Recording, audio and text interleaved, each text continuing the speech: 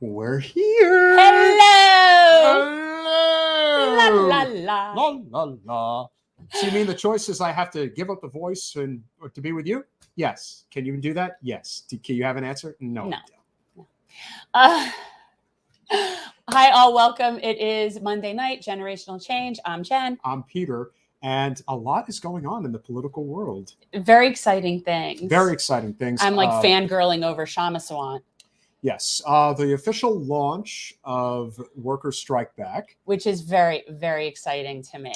I think if we're going to be able to do anything in this country, it definitely has to happen directly through labor. And guys, if you haven't seen her speech, I think it was like 20 minutes. I don't know if it was even that long. Find it somewhere. I know the Due Dissidents guys they showed a clip of it, but like find it somewhere. She's just amazing. Truly. Yeah, she is great. In addition to that, for those of you who do not really want to watch Bill Maher, I don't actually blame you from doing that. But the Senator from Vermont was on there on Friday, so you could see that interview. Well, he did put him in his place on student loan forgiveness. And we're also going to have a very nice conversation regarding Russell Brand absolutely decimating John Heilman to his face about the fact that MSNBC is a grifting network just like Fox News. He was this person. I don't even know who that was he was talking to. John Heilman is I don't know who that is. He's what you call permanent DC. That's that's why I don't know who that is. Yeah. So this person is actually trying to make the point that Fox News is propaganda and MSNBC News is news. No such thing. Like seriously, he meant it. Like this person actually believed that. And Russell Brand was like, no, it was glorious. And in regards to what happened today with the question of the White House press secretary about a primary challenge, let me assure you that the only person that this helps, I should say two people, there's only two people that benefit from what you did today, Donald Trump and Ron DeSantis, period. But they don't care. No. Because for them, they like the idea of not having to answer for anything, being that minority party is secretly what they're after. So bashing the left, which is what they will do, again, it's not going to work. But we know all about that, don't we? Because anything that is good for working people is not good. Just can't have that. No, we just can't have that.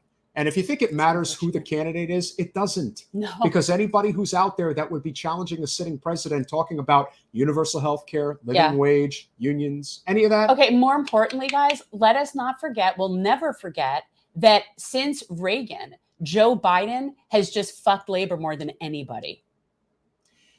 Like seriously. And it is not without notice that he screwed the railroad workers and now we're dealing with this disaster. And if there's anybody that can talk about this, because I do believe based on his geographic location that he may be within the outer sphere of the damage that was done. No, because I looked into hooking up with him when I meeting up with him when I went to Pittsburgh and he's too far east. I know. Well, Yeah. I'm old. Yeah. He's east. You know him from the Real Progressives. He is the go-to for generational change when it comes to talking about monetary policy, because Lord knows this country doesn't know dick about it, and we have to teach them as often as we can. Steve Grumbine, welcome back to Generational Change. Audio. Audio. You see what I'm wearing, Jen? Wait. What deadhead paraphernalia do we have? Very nice. What is wrong? There we go. I see. There we go. Look who else is making an appearance on the show this evening. Wow. HR fluff and stuff. That's my girl. As you can see, so the resemblance is uncanny. The resemblance is uncanny. Yeah. So you've been listening to what we're talking about in this stuff that's going on with labor. And then you're going to see that the Democrats somehow act like they're going to help us out of this mess, and the Republicans are scary. They're both scary. Yeah, they're both very scary. Really. So you heard that thing about MSNBC? That's the real news, Steve. Did you know that MSNBC was the real news? No. I thought the real news was the real news with RJ or J. What is it? Ray? What is his name? RJ or J? Come on now, the real news. It used to be the big hit. It Oh was yeah, the you're great. talking about Yeah. no, well, I think you're thinking of RJ Escal. No, not RJS Go. Oh. There's another one, and Paul I'll remember J. him. I've entered Paul J. Thank you. That's it. There That you is go. real news. Well, that's as good That as for people to get. It's as good as it gets. You guys know, for those of you who saw the promo like a week or so ago and are now seeing me now, I want you all to know I am still very infected with COVID. I did take the Paxlovid, which made life a lot better. But I think over the last 10 days, I probably could put that many hours of sleep in. That's how hard it has been to sleep with this coughing and stuff. So if I'm not at my best, I give you all permission to cut me slack. How's that? Does that work? It's all good here. It's all good here. To really surprise you, though, I mean, we're seeing just every day, it's like this new level of disgust thrown by the corporate establishment towards working people. And, hats off to obviously our good friend Jordan Chariton and Status Quo, who is staying on the story in East Palestine. But it's like people want to pretend like the system isn't really collapsing on itself right now. The idea that you think you're going to sweep what's happening in East Palestine under the bus. Oh, and by the way, there was another train derailment of Norfolk Southern over the weekend. It happens all the time. I mean, and this was a bad one. This wasn't, what was so amazing about this crash was that they felt the need to immediately point out there's no toxic chemicals on this crash. It's almost like, yeah, this was a bad one. It's a much betterer one. But you know what? And so, we've heard people talk, and I know we've said things about, nationalizing the railroad. I actually think the railroad would be kind of cool to have it be employee owned, but regardless, what are your thoughts on that? Because we know that the problem is the capitalism. That's the problem. Well, let me just go back 2016, 2017 timeframe, even before that. I worked at the Pennsylvania Department of Transportation. And during that time period, they were given, and it was even before that, there was an act that the federal government had created that put monies to the states for the specific purpose of roadway improvements and bridge repair. Okay. Bridges were at a D rating at the time, like an overall universal D rating. So that meant there were a lot of them that were below D that you take your life into your hands when you cross over them. All right. So when we look at infrastructure in this country, and I consider railways, since we haven't nationalized them, I consider railways part of that infrastructure that we've got to find a way to support. And we have seen time and again over the last, really, quite frankly, it's probably 50 or 60 years, we have not invested in our infrastructure. We have become very heavily dependent since the 70s on imports, which is really fine on so many levels if it's a mutual agreement, but it's not a mutual agreement. We are using empire to extract real resources from countries that depend on those resources. But because we've got people in this country that still wave the red, white, and blue and run around and talk about, well, you just don't know how hard it is for the Democrats. They're up against those nasty Republicans. You just don't understand, right? As a result of that naivety, I don't care how young or old you are, that naivety doesn't allow them to see what we're up against. And so now, because we have allowed internal USA to deteriorate to such a point, and we're now starting to see the deaths, right? It takes deaths for people to pay attention, sadly. Yeah. All right. But because we can't fathom that routine plan maintenance is part of a budget, okay? We can't fathom that baking in the jobs to handle maintenance on railways, maintenance on our electric grid, maintenance on our highways, maintenance on our schools. I mean, my God, it wasn't too long ago that schools were still filled with lead, still had those lead tiles and stuff. So we have let so much of our country go to hell in a handbasket. And you look, let's go back to Katrina, way back at the beginning of the century, okay? We saw Katrina destroy the levees, destroy the means of protecting New Orleans and all those poor folk down there, right? That didn't create the energy to change our infrastructure. Right. And now Here we are in 2023. Most people are trying to put their hand to mouth with food, trying to earn, in spite of any effort to explain how hard it is for regular people right now. People that have it a little bit better struggle with understanding the absolute strain, the reason why people can't sleep at night. So now enter in Palestine, Ohio. These railways, this was done by, unfortunately, a Trump rescinding of a regulation back in, I think it was 2018. Biden could have easily fixed this, did not do it. Buttigieg could have fixed it, did not. In the end, the railways, because our government is bought and sold by the highest bidder in the corporate, corporate strata, they literally are there to defend capital. But your infrastructure across the country is falling apart, just like what you saw and see in Palestine. The railways are only but one small part of the infrastructure. What's going to happen when you drive across a major suspension bridge with rush hour, and all of a sudden a big section of the bridge falls out and 30 cars fall into the Pacific? That happened. Or 20. Of course it remember did. that was like, no. That's interesting. I think it was somewhere like, was it in Wisconsin or Kentucky? Like where it was big. That I don't remember. It was within the past, I want to say 15 years that this bridge collapsed and over a river and a ton of people died. And it just sort of went away. Seattle, no, it wasn't. I mean, there might've been that too. That I'm not debating that, but no, there was something in the Midwest that was just horrible. Minnesota. Okay, Minnesota. Thank you.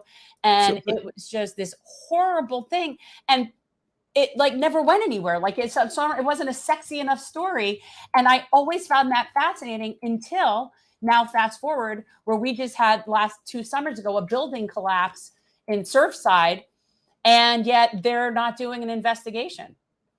So we're seeing we don't do things about anything. Jen, do you remember this? I want you to think about this real quick while you're reviewing that. I want you to put this in here. Our friends in the progressive movement, our friends in the Bernie crap party, our friends that are going to follow Shama, our friends that will follow Pete, our friends that'll follow Andrew, our friends that'll follow all these different Democrat leaders, don't understand economics. And because we have such an absolute ignorance in this country in the activist community about money coming from the feds and states being currency users, even the people pushing for state-based policies don't understand this as well. So what's happening right now? You have a race to the bottom that is clouding everyone's judgment.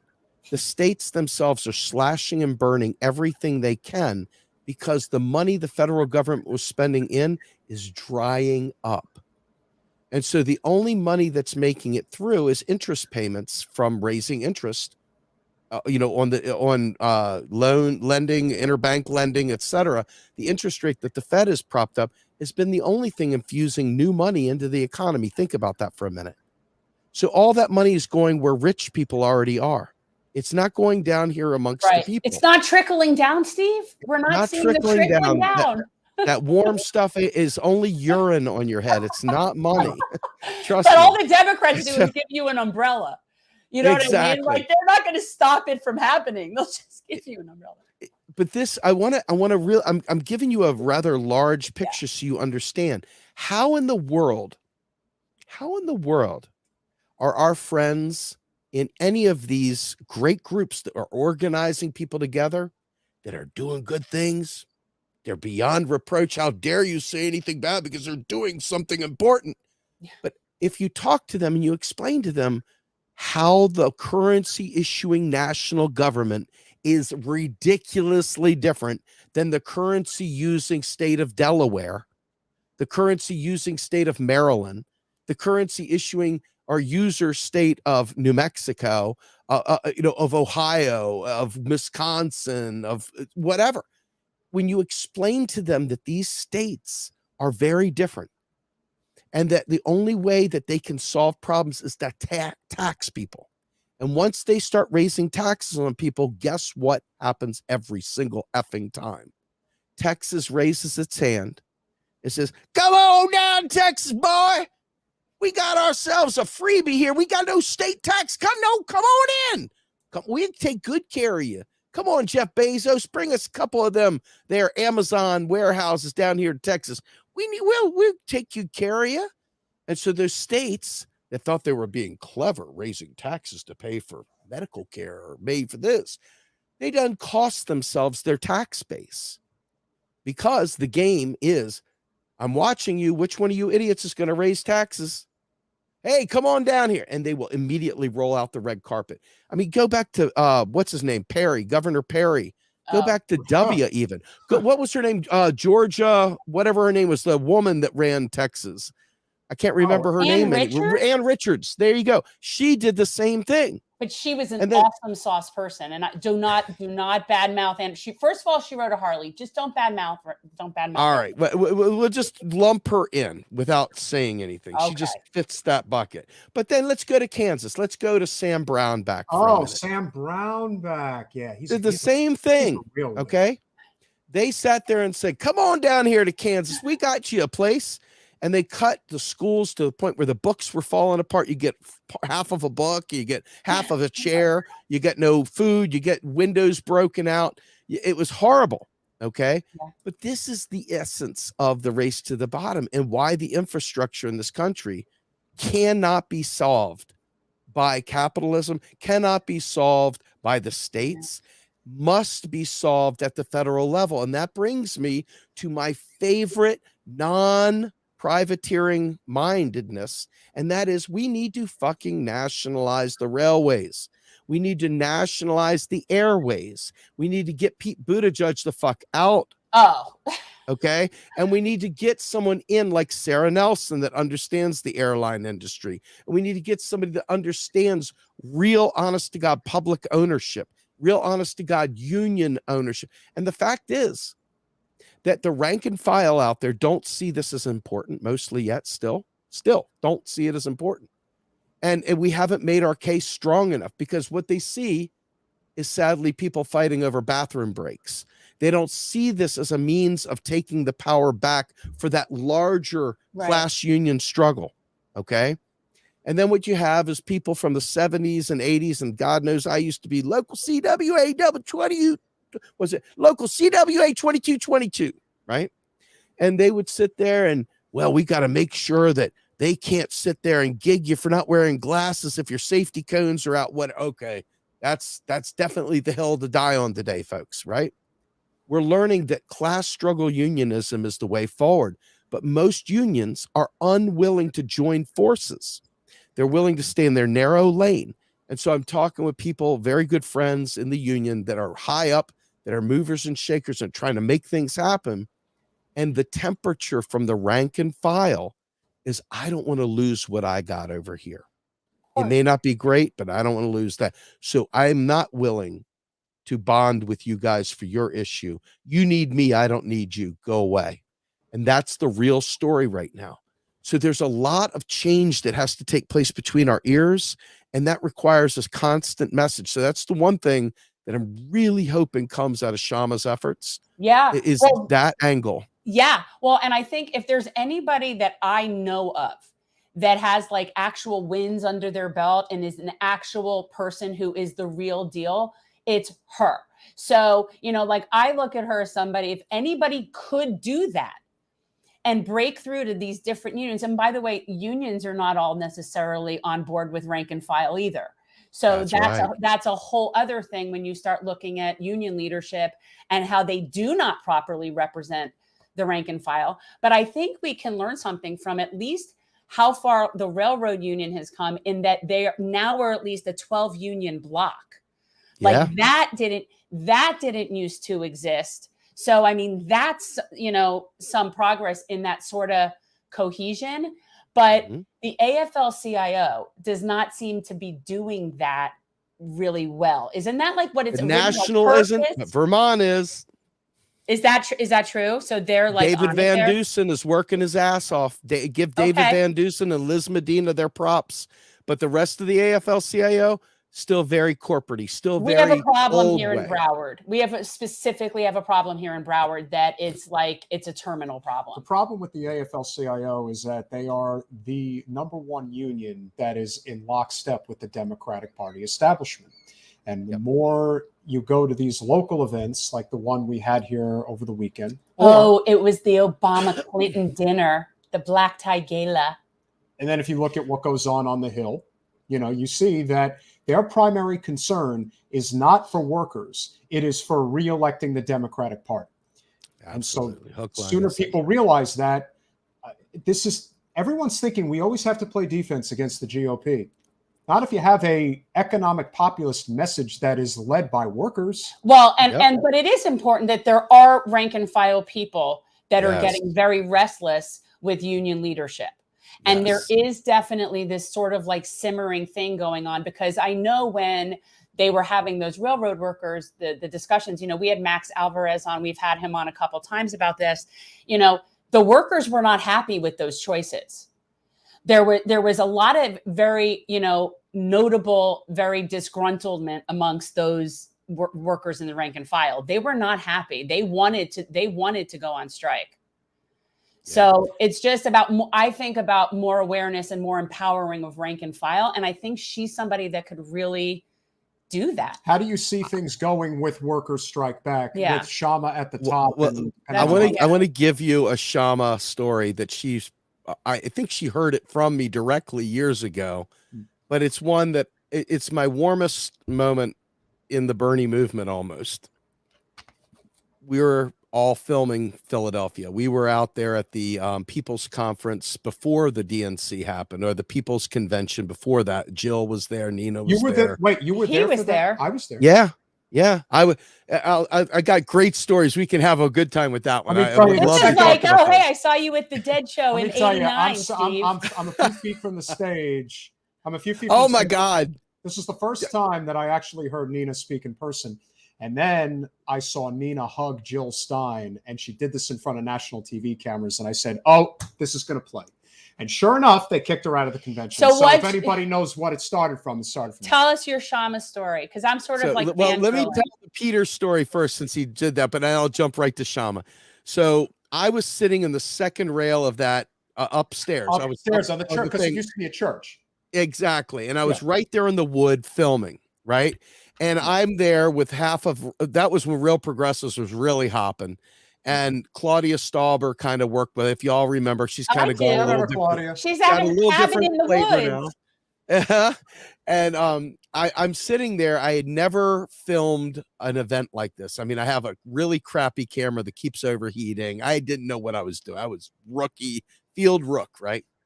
And I'm sitting up there and I'm looking, I'm like, what is going on? And I'm like arching over the thing. And there's Claudia Stauber crawling underneath of the pews to get up to the front. And she crawls right up between Nina and Jill, who are sitting right there. She literally crawled. I'm like, that's how you get a freaking story right there, And so I will never forget. That was one of my favorite moments. But that's not the one. The one that I was going to talk about was Shama. Yeah. She was standing on top of a bus right in the middle of a huge crowd. Yeah. She's got the wildest bell bottoms you've ever seen. And this floppy, funky hat that nobody in their right mind wears unless you're Shama Swan on top of a bus in the middle of thousands of people. And there she is. And she put her fist in the air. Yeah. And I started crying like a baby. Yeah. Like a baby. I was like, that's it. I'll follow you anywhere. And it just was one of the most impressive moments of the whole thing. And that was my introduction to Shama. Because remember, I come from the right wing. That was still new. Me coming into this Bernie thing was different. I was like, wow, this is wild. And here I am cruising further and further to the left. And by the time it was all said and done, I was pulling for Jill. I was, interviewing Jill. I was running for Jill. I'm at this march with a 55 Capitals jersey, which was Mike Green. So I'm like, wearing my green jersey at protest. Stupid shit, but it was just stuff I remember. And Shama that was the coolest thing I've ever seen in my life. The wind was blowing. Here's this Indian woman with her hat flapping and her bell bottoms going and her fist in the air. And I felt like it was 1970. And I felt like we were just in the midst of something really special. And it's a shame it didn't quite work out that way, but it was a very inspiring moment.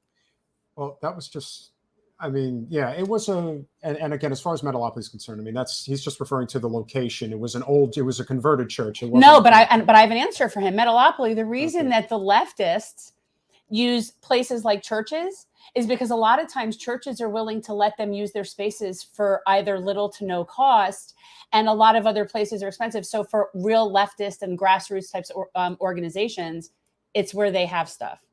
Yeah, but this is it's not Masons. It's it doesn't matter, but I am saying that is something that I have we have our progressive groups have oftentimes meetings, especially at the Unitarian Universalist, and even at the Episcopalian Church, they let us use their space. That's why. You think back to some of the past presidents and ones that have done executive action as they've needed to. Our governor did a very good executive action regarding net metering, which was last year, and it never should have happened.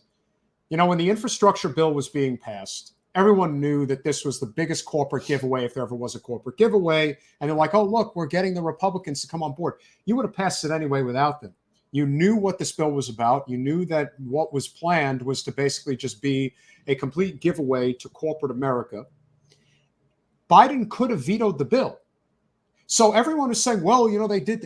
It still has to get to his desk, and he still has to sign the bill into law and say, this is what we're doing. If the lack of real infrastructure is more evident, it's that we passed an infrastructure bill that wasn't really an infrastructure bill. And the rubes that are out there saying, you see, we actually passed this legislation.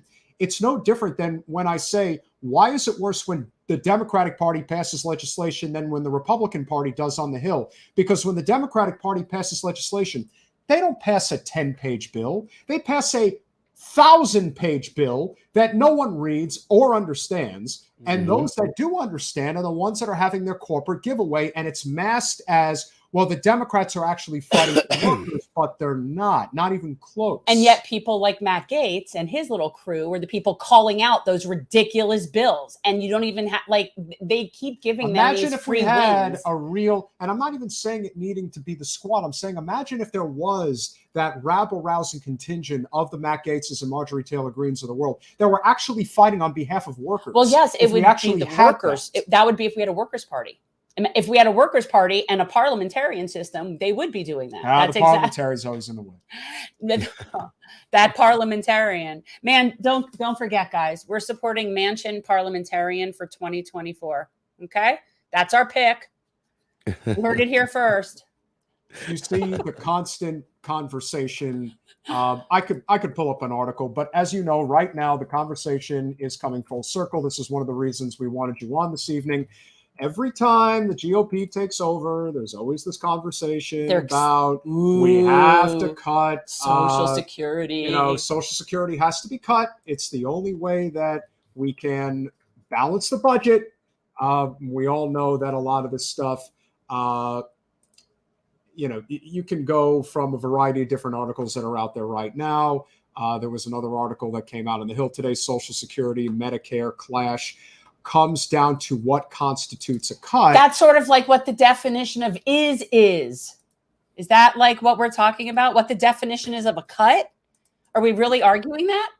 It seems so commonplace as far as I can see that the only reason we talk about we have to do this Social Security or Medicare cut is because we will never be cutting the budget of the rich. We're not doing that. We are going to cut the budget of those who need help. And why do we need help, my friend? Because austerity is what keeps people scared to death of changing anything. Tell me I'm wrong. It's murder. It is. And what's fascinating is that people's Social Security is their money. Well, hold on. No, Jen, I'm gonna school you out of that. I No, really well, am. you know what? Okay, I know what you're saying. It isn't. It's But super important though. the point is that these people have been working that and in their mind, and this is something that they've been contributing to. So it's sort of like that's the deal. That's you open the up, deal. open the link I just sent you. I sent you a link in the private chat. Yeah. Okay. If you can't do it, you can let me share. Oh, I have a we got it. Well, it's a Substack that you have to subscribe to. So if you don't if you doesn't let you in, is my point. I see. Yeah, we have I'll happily. we have it. paywall, right? Yeah. So if you want, I can share it. That's not a problem at all. It lets me read like half the article. So, you know what? Let me pull it and you could tell us about this. I'll pull that up because I think it'll be good. And it'll obviously be important because, you know, Stephanie obviously knows her stuff. And so can we still afford Social Security and Medicare? All right. So what I want to do. Yes. If we scroll down here to what she's done is she references Scott Fulwiler, who is a great economic mind from the University of Kansas, Missouri. And he is also a adjunct at Torrens University in Australia. This guy is a brilliant man, and he is one of the leading voices on understanding Social Security. So I want to read, if you don't mind, this section of what he writes. All right. And it says, there are 3 separate issues regarding ability to provide Social Security, Medicare in future years: financial ability to pay, legal authority to pay, and productive capacity to provide increasing standards of living to future workers and non-workers. Unfortunately, these 3 separate issues are not kept separate in public discourse by journalists, policymakers, Social Security and Medicare trustees, and even economists. First, though, let's understand that Social Security and Medicare trust funds are about the legal authority to provide benefits. They are not about the financial ability to provide benefits at all. And then she references this. I'll quickly flip. Let me see if there's any value in that. Yeah, saving Social Security from its saviors is a good one. We can go back to that some other time. But I'm just going to go back to this. It says, in the future, if the payroll tax does not cover legal authority to pay all benefits in Social Security, Medicare cash in the bonds owned by the trust fund, government will get legal authority to pay benefits via general revenues or selling securities in deficit. But this is exactly what government would do without trust funds: get legal authority to pay benefits beyond payroll revenues, either from general revenues or selling securities, deficit. Because government does the same thing with or without trust funds do not provide financial ability to pay, only legal ability to pay. But just as sufficient balances in trust funds provide no financial ability to pay shortfall is not a legitimate argument against financial ability to pay. Financial ability to provide future benefits is never in question for a monetary sovereign. Financial ability to pay is a policy choice, not a constraint. Greenspan, and we've talked about this. We've had this link in our last time we talked about this. You want me to add this to the stream? Yeah, I mean, I think this is. I think it's very much important, but let me finish reading this because it's only like 2 more things. A couple more. He says, legal authority to pay is also a policy choice, not a constraint. For example, government could pass a law giving trust funds 100% interest per year.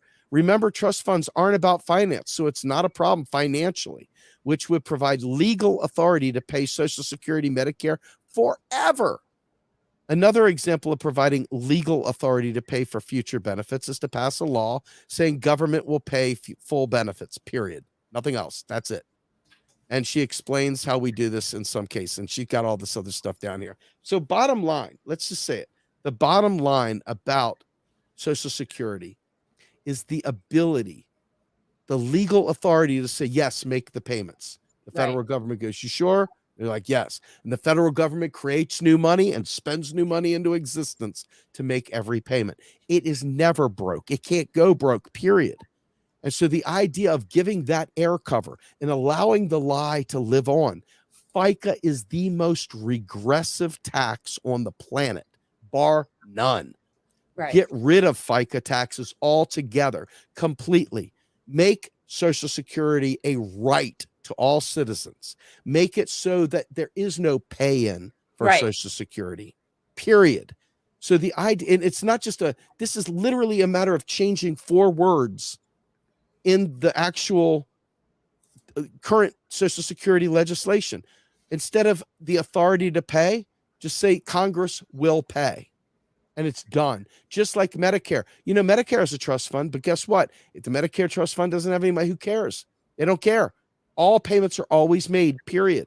There is no issue of, well, the Medicare trust fund's running out of. Nope. Not a penny. Doesn't matter. Does not matter at all, because they added the simple language of Congress will make payments, period. So the question becomes, when the libertarian austerity hawks like Clint Russell, who came on, or other members of the political right that see this as micro and macroeconomics are the exact same thing, meaning that the way you balance— Can't cure stupid, dude. You just can't cure stupid. Be that as it may, if state and local budgets are not the same as federal, and somebody were to say, all right, well, why don't we just give everybody Social Security? Why don't we just give everybody this, that, and the other thing? And the argument becomes, well, doesn't that devalue our currency? That's nothing to do with our currency. Okay, so and obviously the response that Clint gave regarding that our currency is completely tied to the petrodollar, I'm not even going to entertain that. There is an argument to be made for how much the petrodollar plays a role. That's fine, but to say that the petrodollar dictates what the value of our dollar is, I mean, I couldn't even believe he said that. Nevertheless, what do you say to somebody who says there's a limit to how much money we can print and give to the people, if you will?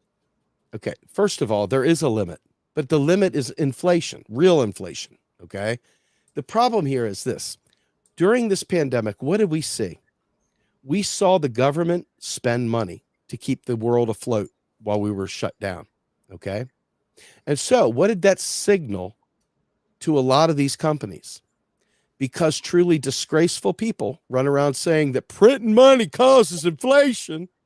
These companies know that the brain trust of this population is down below kindergarten level when it comes to macroeconomics.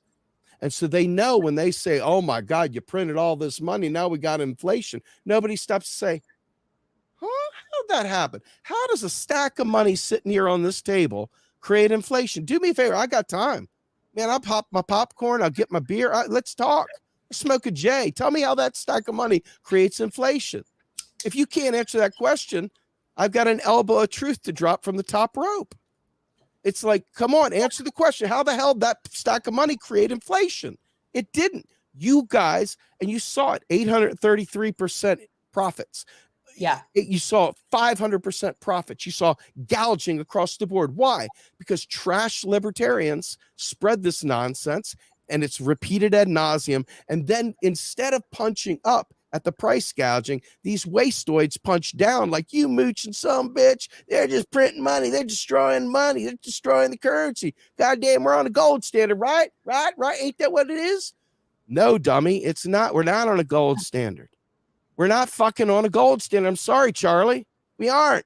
You've gold debated him, in right? 1972. You debated. I don't subscribe to debates, but I did one of those things. I don't know if you ever saw Muhammad Ali when he did the shutter step. I know what you're talking about. I did that stuff. I was like, boop. I mean, I'm with all due respect, nice enough guy. I have no animus toward him as a human being. His mind, though, wow. Well, you know what it is? It's like, to me, it is somebody who basically was traumatized and their whole life and that was pulled out from under them. And somebody who was generally used to some amount of privilege in society, a small business owner, and their whole world came undone, and somebody has to be accountable for that. Yeah. And so that's the mindset. It's sort of like any other post-trauma. Making decisions on policy based on trauma is probably not the best way to go. No. Let me just say a couple things real quick, because I don't want to beat up on Clint. I mean, he's easy target because he says some really stupid things. That said, nice guy though. Okay, Yes. genuinely nice guy. So I want to be crystal clear here. It's not, Yeah. but his economics. It's like, dude, man, I was a libertarian. I used to be an LOL libertarian. Okay, and so I changed. I grew up, right? And it's not because I like fiat currency. I didn't walk in the door liking fiat currency. I walked in the door gold bug. I walked in a worthless Ron Paul bot. Okay. And because of that idiocy that I had sucked in, I was basically I'm going to stay in my Warren Jeffs zone. I was in a cult, the cult of libertarian idiocy. Okay. And I didn't understand, because you cannot conduct a society without any kinds of collaborative coercion. With all due respect, coercion sucks, but there's things we've got to do as a society to move in the same direction. Okay. It's not the Wild Wild West. It's just not capable of functioning in that way. What do It's you just think not. got you into, like, what do you think it was that, like, where you come from that got you into that in the first place, where you think, yes, we're all an island, pull yourself up from your bootstraps, every man for himself? Well, I had been a drunk, derelict, homeless son of a bitch that had somehow or another worked his way through family, begging, borrowing, stealing, doing whatever I could to get 2 master's degrees and everything else. And I was like, fuck it. If I can do it, you can do it. And it became a chip on my shoulder, because I got really pissed off at a lot of the bougie assholes out there who acted like they were better than I was. But I dusted their ass. I passed them. Right. But then I realized in the end, as I fell further, because I had risen high, I fell far. Okay. And it was in that moment that I was like, it wasn't any good before I did this, and it's not any good after I did this. Something's really fucked up in the sauce. Let's get to the ingredients. And so Ron Paul said a lot of really great things. I have still got old pictures of me with all my Ron Paul shirts, and my whole front yard used to be covered in Ron Paul signs. Everything I did was Ron Paul, Creature from Jekyll Isle. Fuck that fiat stuff, man. We need to get back on the gold standard. I said all the same moronic things. The petrodollar. Let's talk about the petrodollar. Okay, let's, because most Petro- of this stuff doesn't really make sense to me, but I'm good. I can't allocate too much mental energy to understanding this. I really just can't. This is so easy. A caveman can learn. You could try. I don't understand the point spread of a game, and Jason's explained it to me 1,000 times. He's even drawn pictures. So I'm just saying there are certain things. Go ahead, petrodollar. Just think about it like this, right? So you have to purchase. They've priced gas in a common currency. Okay. Now, what is the need to have that currency to purchase that gas matter? Well, Warren Mosler would tell you what matters is the currency people want to save in. Okay. But in reality, anybody can get US dollars. All they have to do is swap them on the FX exchange. The difference will be whether or not their currency is strong against the dollar and what the exchange rate is. And they can get US dollars to buy their gas. But in the end, they don't want to keep US dollars necessarily unless it serves some need. Are they doing a shit ton of business with the US? If they are, they're going to want a shit ton of US dollars. If they're people like Venezuelans who have pegged their currency to US dollars, they need to have a commensurate amount of reserves of US dollars to facilitate transactions in that currency, because it's not their currency. So these are things that having an external peg or an external constraint create like almost a pseudo tax. You've got to have US dollars to get petroleum. It's priced in that, but they don't keep US dollars because they don't use US dollars at home. They just use them for transactions for this. So it's a swap. And so there's a lot of calculations they go through, but in the end, that does create a special thing for us on the global stage. It does. It does produce some privilege for sure. But if it collapsed, just like there's no Japanese petrodollar, and the Japanese still have no problem whatsoever running a 300-1 debt to GDP ratio. Okay. They have a 300% debt to GDP ratio. Think about that for a minute. Yeah, I am. And I don't even I can't. In other words, they are creating more money for Japanese world, and they are buying their own securities for no reason other than that's the game they're playing. In other words, they're spending more than they're taxing 300%. Okay. Okay. They're like the US. The difference is they don't have idiots. They're saying, yeah, we're going to do this because it makes sense. Right. Okay. China does the same thing. All their Belt and Road Initiative. Hey, how come the Chinese poor people haven't paid all their taxes to fund all these big belt and, one belt, one road initiative, because the freaking government creates its own currency and does it. Okay. Jesus Christ. It's like these moments of blinding flashes of the obvious. I mean, at some point in time, the concepts that we've used as tropes to kind of say, oh, the dollar's going to die, this is going to happen. As much as I want empire to go away, understanding the way the currency has been used as a weapon is more about the ability to cut people off with the SWIFT system. You saw what happened with Russia when we cut them off with the SWIFT system. They turned around and they started using gold in the back end. It wasn't what they wanted to use, but it was a way of getting away from the SWIFT system. Okay, and so answer this question that Metalopoly has. Shouldn't money have something tangible backing it rather than imaginary money on a spreadsheet? No. Okay. Fuck no. Okay, because a free-floating fiat currency allows the most policy space to take care of your people. The problem is that our country isn't taking care of. You're not seeing wild fluctuations in your value of your dollar. It's not happening. Yes, there's some mild inflation. It feels like a lot because shit, anything raises up is a lot hurts because we don't create our own currency. Okay, but the fact of the matter is that the U.S. government, everything that we're seeing is 100% a policy choice by them. Why would they raise interest rates to prevent corn prices from going up? Why would they raise interest rates to stop fuel prices from going up? Doesn't make a lot of sense, does it? Because there's no impact, there's no tangible tie to it. Okay, what they're fundamentally doing there is they're taking and putting the burden of balancing the inflation and bringing inflation down on the backs of we the people, okay, instead of the price gougers. What could they do just as easy as raise interest rates and put pressure on us? They could put price controls. They could collar commodities. They could literally set up bountiful, like buffer stocks of these things to prevent the kind of gouging, to literally take pressure out of the market by putting more out there to prevent them from gouging. So much of this is a matter of purpose. They're capitalists and they want to make sure that capital wins at the expense of we the people. The more precarity we're in, the more power they have. The more power they have, the more able they are to make us do things we don't want to do. Okay. And the more they're able to give us bad choices, like, do you want Trump or do you want Biden? Wow, really? Is that really it? Okay, well, shit.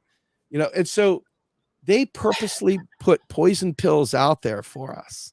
Yeah. And in the end, if you understand like things like the petrodollar, they were used to standardize, to create a dollar standard around the world. So they were trying to build a platform that enabled the dollar to kind of be the default reserve currency, right? Well, there's a basket of reserve currencies. It isn't just the US dollar.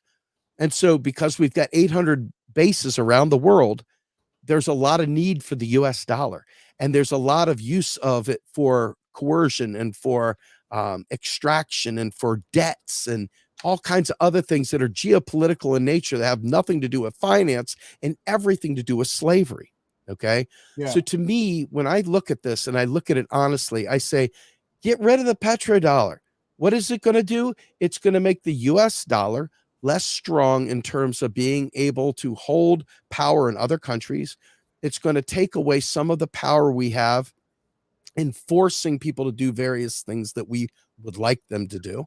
And that's a good thing, right? But it's not going to bring an end to the dollar. What it might do is it might bring an end to hegemony, which will allow other countries to get out from under the claws of the United States SWIFT system. But alas, don't forget, with the IMF there as the big money giver, all right? The IMF is there. I'm kind of rooting for the BRICS in the sense to produce an alternative to the IMF.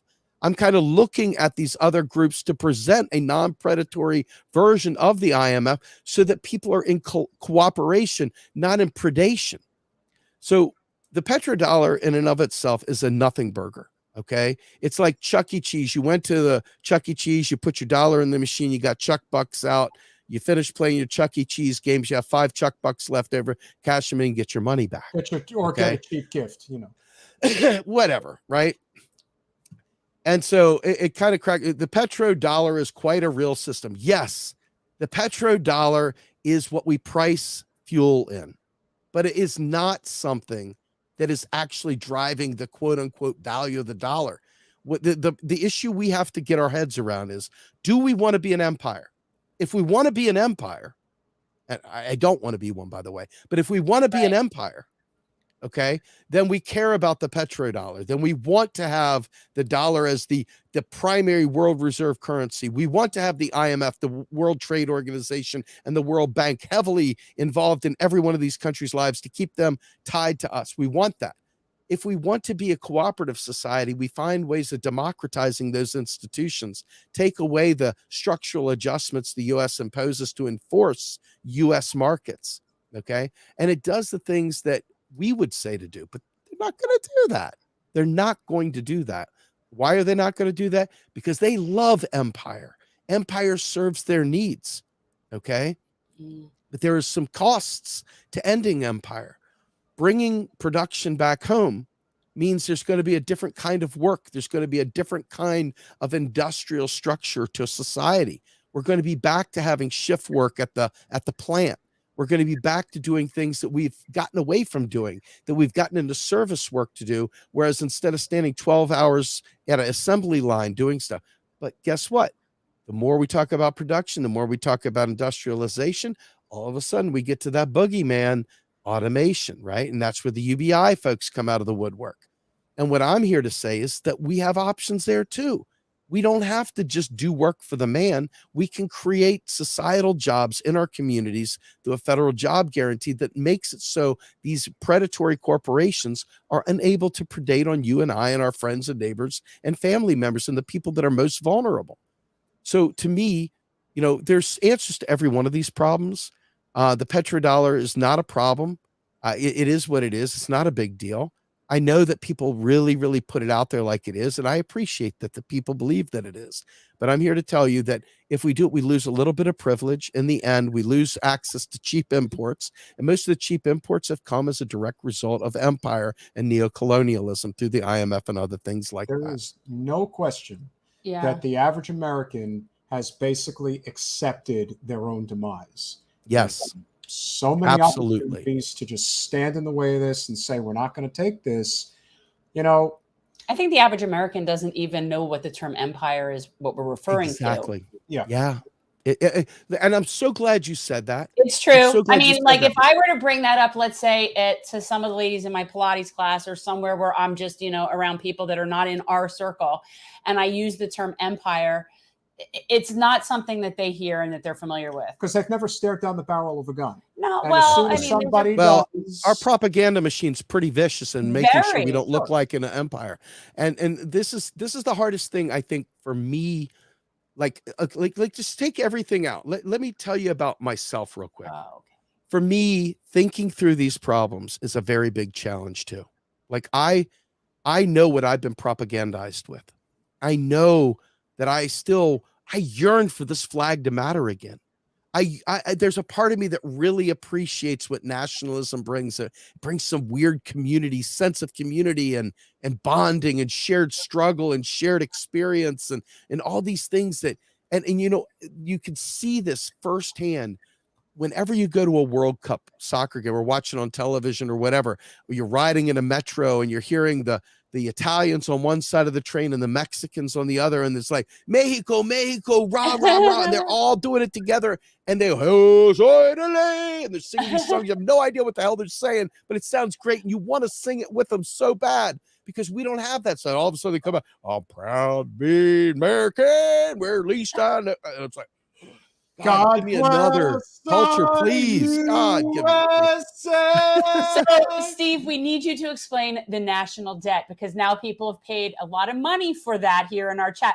We're sort of like one of those girly peep shows where we just sort of do things for money. Like, and yes, Danny Wyndham, we will bring out Bill for you to explain. What was it that he wanted Bill to explain? I don't remember. We'll go back and look. But so can you please explain to the people the national debt? So, when the United States government spends money, writes it a bill, and it issues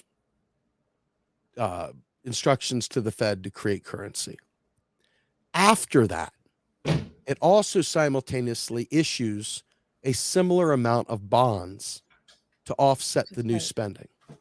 Okay. You either have taxes that did it, or you have new bond sales that did it. The bond sales are 1-to-1 for the dollar spent. You have bonds offsetting it. The bonds don't fund it, but this is an anachronism from the gold standard. Why? Because if you printed, back then it was printing, if you printed more money against a finite pool of gold, you would devalue the currency. Okay, that was the way the gold standard operated. Now, it didn't really operate that way, but that's theoretically the way it worked. Okay. Now, what happens is each of those bonds, each of these dollars, it amounts to every untaxed dollar in the economy today. That's what it amounts to. If the United States government were to pay off the national debt, I want you to know, China, when they buy, or when we buy goods and services from China, we send them $1 trillion in US dollars to buy Chinese goods. The Chinese look at this $1 trillion US dollars and say, well, probably need 200 billion for fuel, or 1 trillion for whatever. And so we'll keep this much in our back pocket to facilitate other transactions. But the rest of this money, what are we going to do with it? We're going to send it down there to where they bargain at the local, what do they call it? The bazaar where you go in there. I'll pay $10 for that. No, you give me 20 and a barter. Flea market. The flea market. Yes, exactly. So they're not going to do it. So what do? They take that money that they earned already. They're US dollars. They already have them. And they say, well, I'd rather earn 1% interest on this money that I've earned. So they go ahead and buy treasuries and keep it parked there.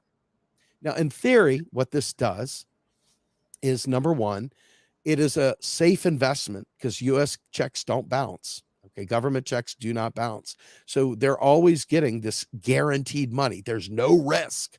It's a zero risk investment, man. Give me more of that, right? And if I had $1 trillion and I could earn 1% off $1 trillion, that's a lot of cheddar, isn't it? You know what I mean? 1% of $1 trillion is a lot of freaking money. So if you in 2% or 7% now, right? I mean, as the interest rates go up and the bonds are at a different rate, they might make it a 30-year, they might make it a 5-year, they might make it a 6-month, a 3-month bond, whatever.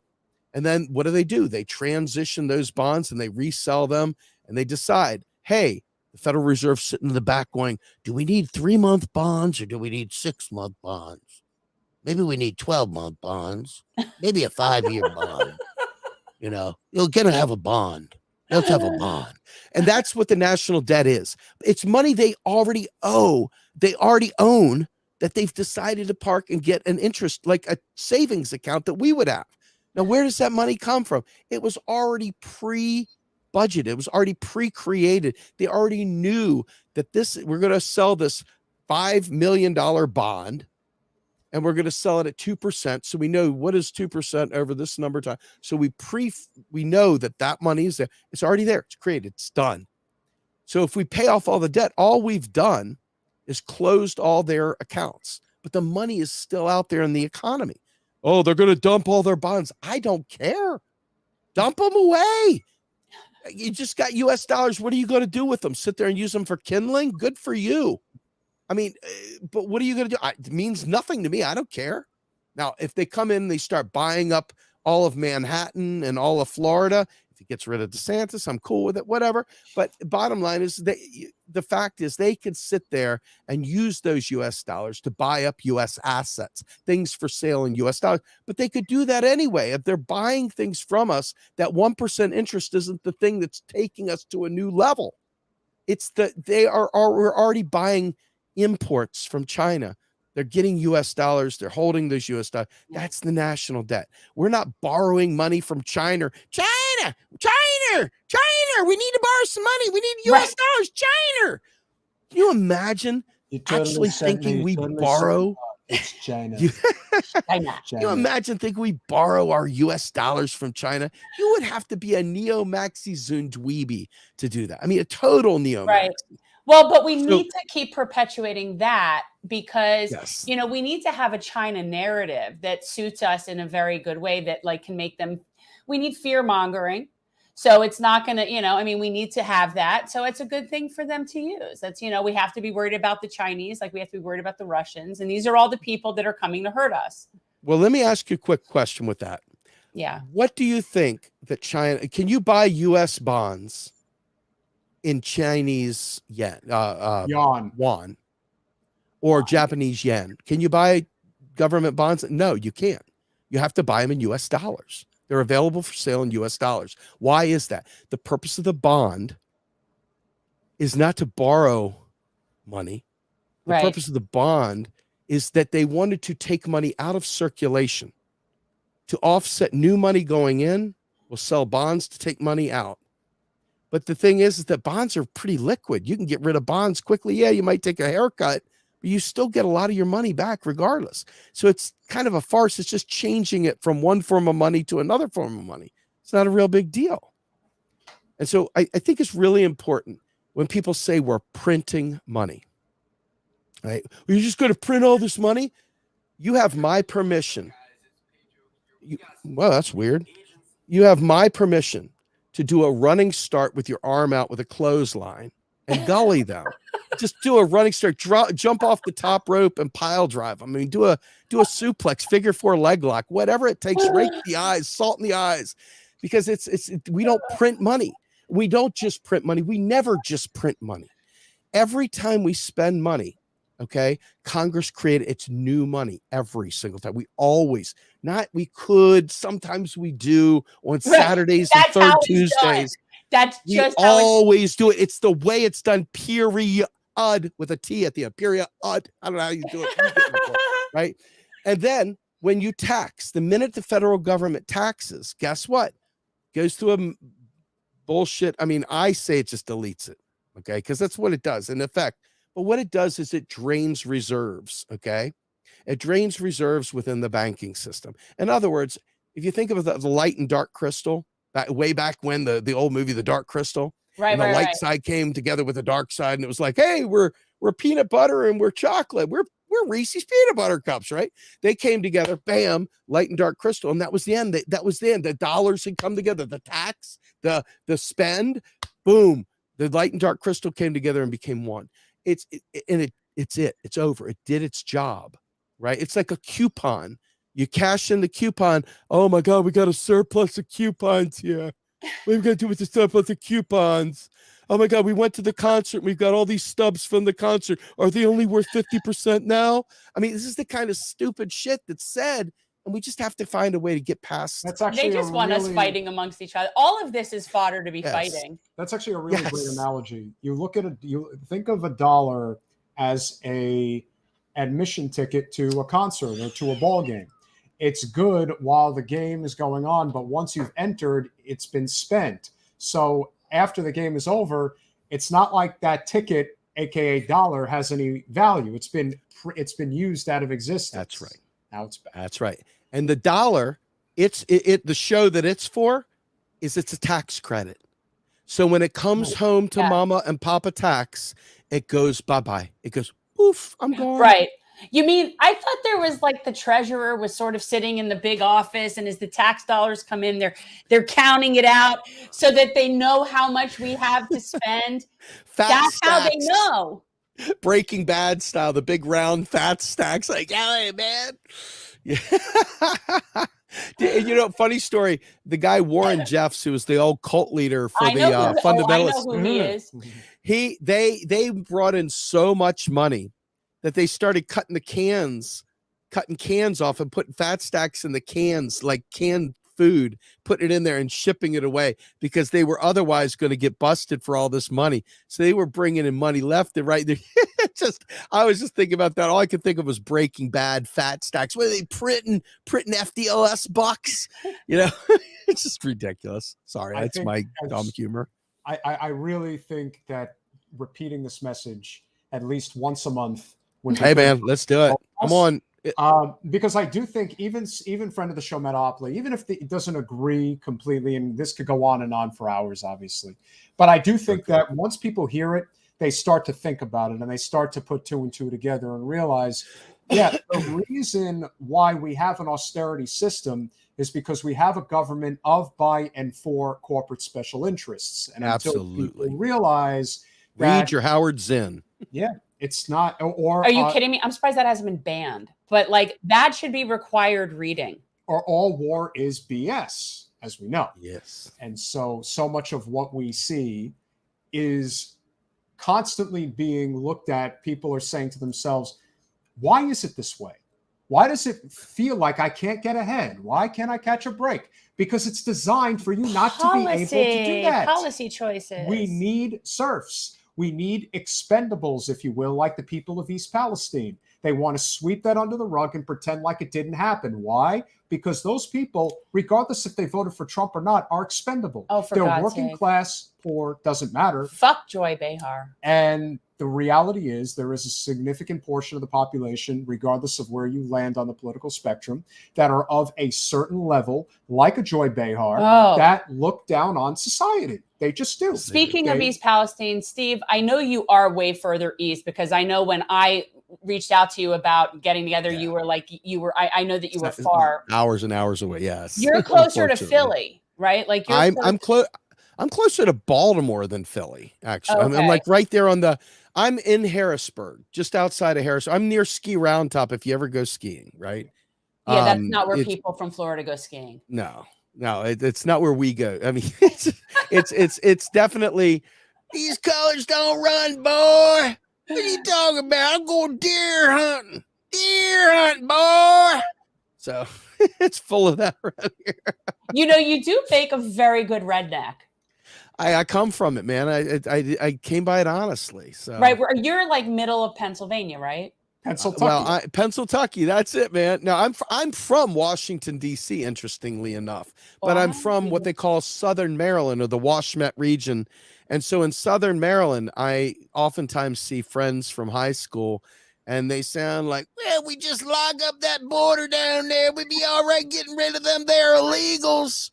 You know, so I hear it sadly, you know, and I've just grown to there was a guy I worked with as a cable splicer years ago, and his name was Beanie. Okay. And he used to always go, "Come here there, greenhorn. Come here, greenhorn. I'm going to show you how to splice some cable, boy. And I got to the point where it made my skin crawl and my blood boil. And so what did I do? I would sit there and mock him the entire damn time. We'd be out there on a 12-hour cable cut. I'd be like, "Yo, Beanie boy, why don't you go give me some cigarettes from the damn store, boy? One of them goddamn cigarettes, boy." And green up, and he's just like, "Shut up, Grumbine. Damn Grumbine." That is the church at work and education not at work, and that's how it works for so very many. Steve, we can't thank you enough as always for coming on. Guys, if you are so inclined, make sure you are subscribed to The Real Progressives. And of course, Macro and Cheese podcast. You need to get yourself back on there. I'm just not smart enough to go on there. They talk you can come on Rogue Scholar, Monday, Wednesday, Friday, or Real Progress in Action. Stupid people. I'm happy to come on the show. No, it's not for stupid people. It's for people that are not economists mostly. You know what I mean? Like literally, like Macro and Cheese, I try very hard to reserve for people that are going to bring a very profound skill set to a specific topic. And that is definitely not, I don't belong on Macro and Cheese other than to host it, right?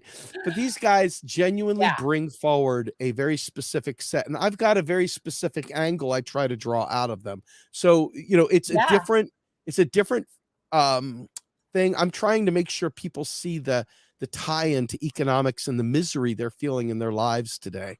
And so I want to make sure that people are aware. I figure if people actually pay attention, they'll know how to fight back. Unfortunately, most people, and it's sad, though, they want to sit there and they want to try and teach me where these problems are and how it works. And let me tell you, Steve, the petrodollar. Let me tell you, Steve, you know, and I'm like, hey, man, go buy yourself some Bitcoin, dude. Go. I'm sure you'll have fun. Go do your thing. You know, guys, I got. Till we speak again next month, probably. We should definitely. We can absolutely do that. Steve, yes. Thank you for being flexible. All right, bye all. Good to see you, brother.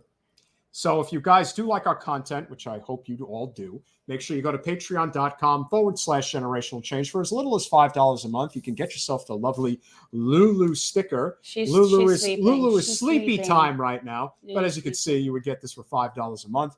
If you become a $10 a month patron, you know you can get yourself the Mansion Parliamentarian bumper sticker. Because that's our pick. That is our pick for 2024. Yeah, we still are hoping we're not far off, because there's already rumblings that Manchin is potentially going to run for president. So who would have thought that maybe our prediction was real? But will the parliamentarian be his running mate? That's the question. That's the big question. That doesn't have to be determined until the Democratic National Convention. Okay, so I'm holding out for her. Wait, we have her picture, don't we? But if you are very generous and inclined, for $25 a month patrons, you would get the wonderful Generational Change jersey, tri-blend, silky smooth. Love it. It is not like silky, guys. It's a nice cotton jersey. When you say that, people probably think it's that it's material. Awesome stuff. But we're gonna do an order of purple shirts. We are gonna have some purple shirts. I think I do actually have some extra ones, so we may want to think about those have different backs. But anyway, guys, so support us, support Manchin and the parliamentarian. And if you don't want to put your information on the grid, just go to Cash App, $GenChange. Any amount that you want to contribute is obviously very much appreciated. We obviously are very thankful to everyone who contributed so far this evening. Yes. But we are not done. We are reverting. We are going old school tonight on Generational Change. We are going back to having a second guest. Well, we're going back into campaign season. We are going back into campaign season. And so there's candidates, people. There are candidates. And what better person to kick off the campaign season than somebody who is running to replace Adam. I really should not be derogatory. I'm going to let it go. I'm just going to be a nice person about it. But what a time to have on our guest, because of the ridiculousness of the culture war that just will not go away. She is running for U.S. Congress in California's 30th district to replace the departing Adam Schiff, who thinks he's going to be the next U.S. Senator from California. We are hoping not. Maebe A, welcome back to Generational Change. Hey, you two. Great to be back. Hello. Hi, I'm so glad to see you, because the last time you were here was actually the end of my presence on social media entirely from that entire fiasco. And I'd always wanted to have you back and have a follow-up conversation. So, it could have happened regardless, but, you are running again. So it was a really good opportunity. Yeah, I recall. It was, thank you for having me back. I'm super excited to be here and talk about everything. So now what you're looking at, though, is it's an open seat, is what we're. Yes. So that's a different scenario. So, and you're running on as a Democrat. This is the Democratic primary. I am running. So technically, it's not a Democratic primary in California. Jungle primaries. Yeah, exactly. So everybody runs at the same time. And the top two vote getters move on to the general election. This is my third time running. I ran in 2020. Just missed advancing to the primary or to the general in 2020 by less than 1%. So that really inspired me to run again in 2022. 2022, we did amazingly. I ended up beating out 7 candidates to move on to the general election against Adam Schiff. So it was the first time in Schiff's tenure that he had ever been up against another Democrat in the general election. And although I didn't win, we did really, really well, just all things considered. I was up against, and let me also just preface this with, I've never been disillusioned by the uphill battle against running against somebody such as Adam Schiff, who is, he's got a national profile. He was sort of glorified in the Democratic Party because of his role in the Trump impeachments, the January 6th committee. And so, all things considered, the fact that we ended up getting over 60,000 votes against Adam Schiff, I was outspent over 500 to 1. He spent over $100 per vote. We spent less than 50 cents per vote, which is essentially unheard of in any sort of political scenario. And it was really inspiring to me because it showed me that people vote based off of their values and what they want to see in a politician, not necessarily how much money they have raised.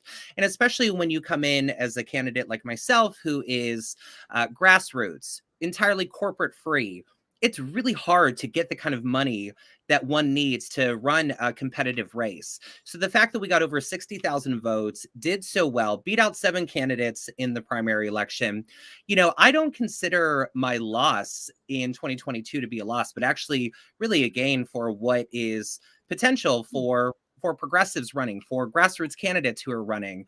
And now in 2024, as you mentioned, it's an open seat. Schiff has announced he's running for Senate. And unsurprisingly, there have been so many people who suddenly are interested in being the representative for California. Gee, who could have seen that coming? Imagine that. Imagine Yeah. that. And for me, it just comes off as so opportunistic. Okay, well, the person who had a right to be in this seat is moving on, so now I'm coming to put my name in the hat. And for me, it's like I think about, well, if you really care about this district and you really care about what happens to the people in this district, then why are we just seeing your name now? Just because it's an opportunity, because the incumbent is moving on. And I don't think that's how politics should work. I think that if you are dissatisfied with your representation, run or support somebody who is running, because we can't just keep accepting the status quo because it's the status quo. And that's really hard to do in a system that is a duopoly. I mean, as you mentioned, I'm running as a Democrat. I wish I didn't have to run as a Democrat, but my particular district votes about 78% Democratic. So there's virtually no way to win unless you're running as a Democrat. And, I don't mean to totally shit on the Democratic Party. There's a lot of values that I support, but one of the biggest things that I do not support is the corporate influence in the Democratic Party.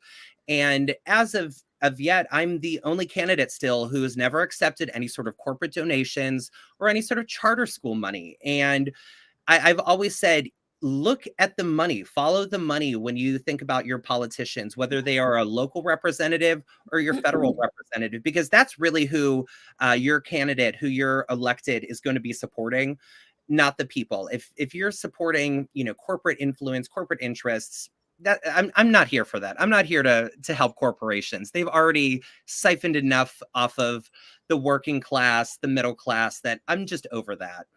I couldn't agree more. Would you say that you are distinct in this race in terms of the policy platform? Obviously, name ID is going to be very key. Who else is in that race? Yeah, so it's already such an interesting race because, so when I ran in 2022, my particular primary election, it was the most crowded primary in the entire state of California. And as you know, we have the most number of representatives. We've got 52 representatives. So we had 9 people that ran in 2022. I ended up coming second out of 9. One would obviously assume that given that the incumbent is no longer running, I'm one of the front runners this time. And also, unsurprisingly, the media is not portraying me as such. The media is portraying all of these newcomers. I shouldn't call them newcomers. They're newcomers to this race, but they are establishment figures who have been, entrenched in the establishments locally for years. And there's 12 people in the race already. 12 people, and we're a year out. It was a year ago. It's a year as of yesterday. And none of these people ran against Schiff in the first place.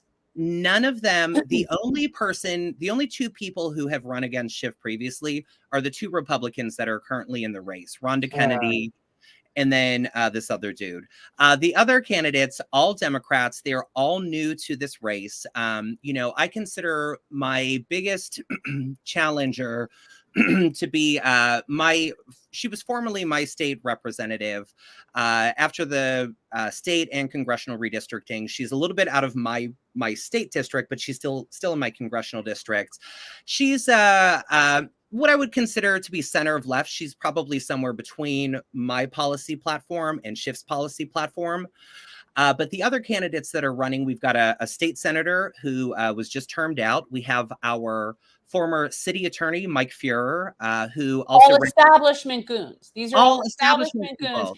And by the way, I have it like, to me, people that only wait for seats to be open are cowards. Yeah. And I've thought that for a long time. And in fact, there are people that I will support based on that in terms of their character. When I see people that want that seat, but they're too scared to challenge someone sitting there. Yeah. Are you kidding me?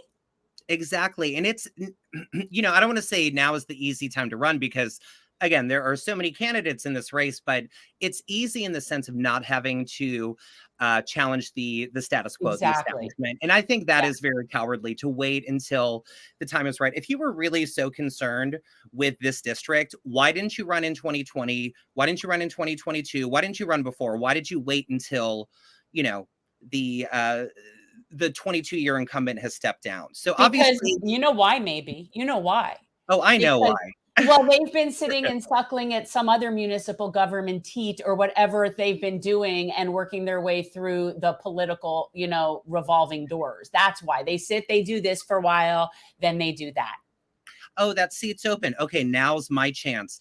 And Right. what that really proves is that every other person who has entered this race who didn't enter before, they're not here to really try to actually change. They're not here to try to make a difference. They're here to support the establishment and the status quo, which I think people are becoming more and more aware that it is not serving the people that it needs to be serving. I also did want to mention one other candidate who is in this race. I think we might be similar in age. So you probably know this actor, Ben Savage. Boy I Meets World. do. You're telling me that Ben is actually running for Congress?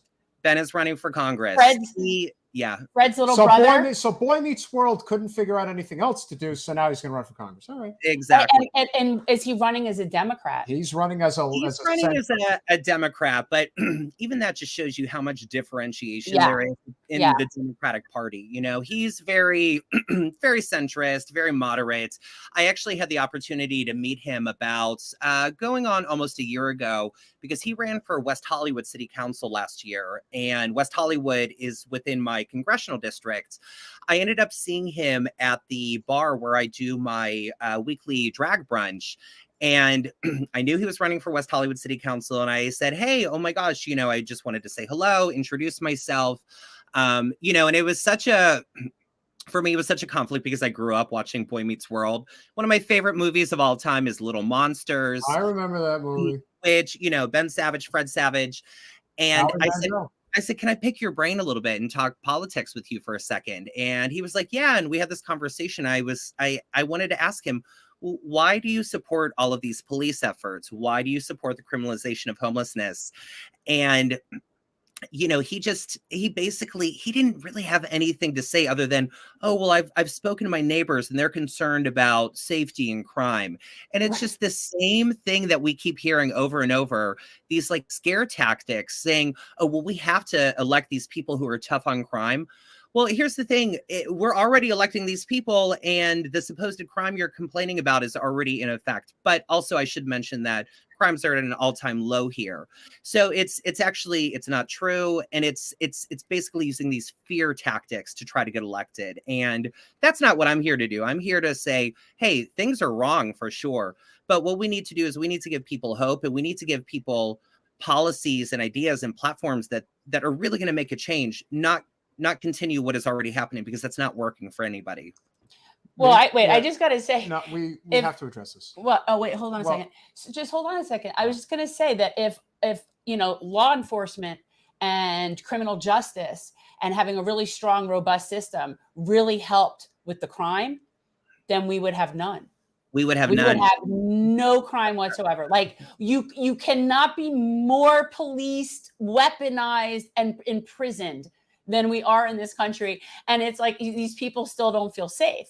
Yeah. And it's honestly, I think that they never will because they keep supporting the media that keeps making them feel unsafe because it's crazy. What do you want to address? What is that? Well, that's also typical of the greater Los Angeles area where there are the haves and the have-nots. You know, if you're not living in Compton, Watts, or Inglewood, you know, you're kind of just, you're thinking, well, that could creep into my neighborhood at some point. We don't want that here. Yeah, no, That's the people in that neighborhood are suffering the same economic plight as the people in your neighborhood, and we're having a class war. And if you would realize that, it would help us all.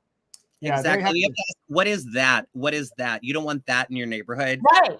That's code for Black people, brown people, queer people, poor people. Of course. Hello.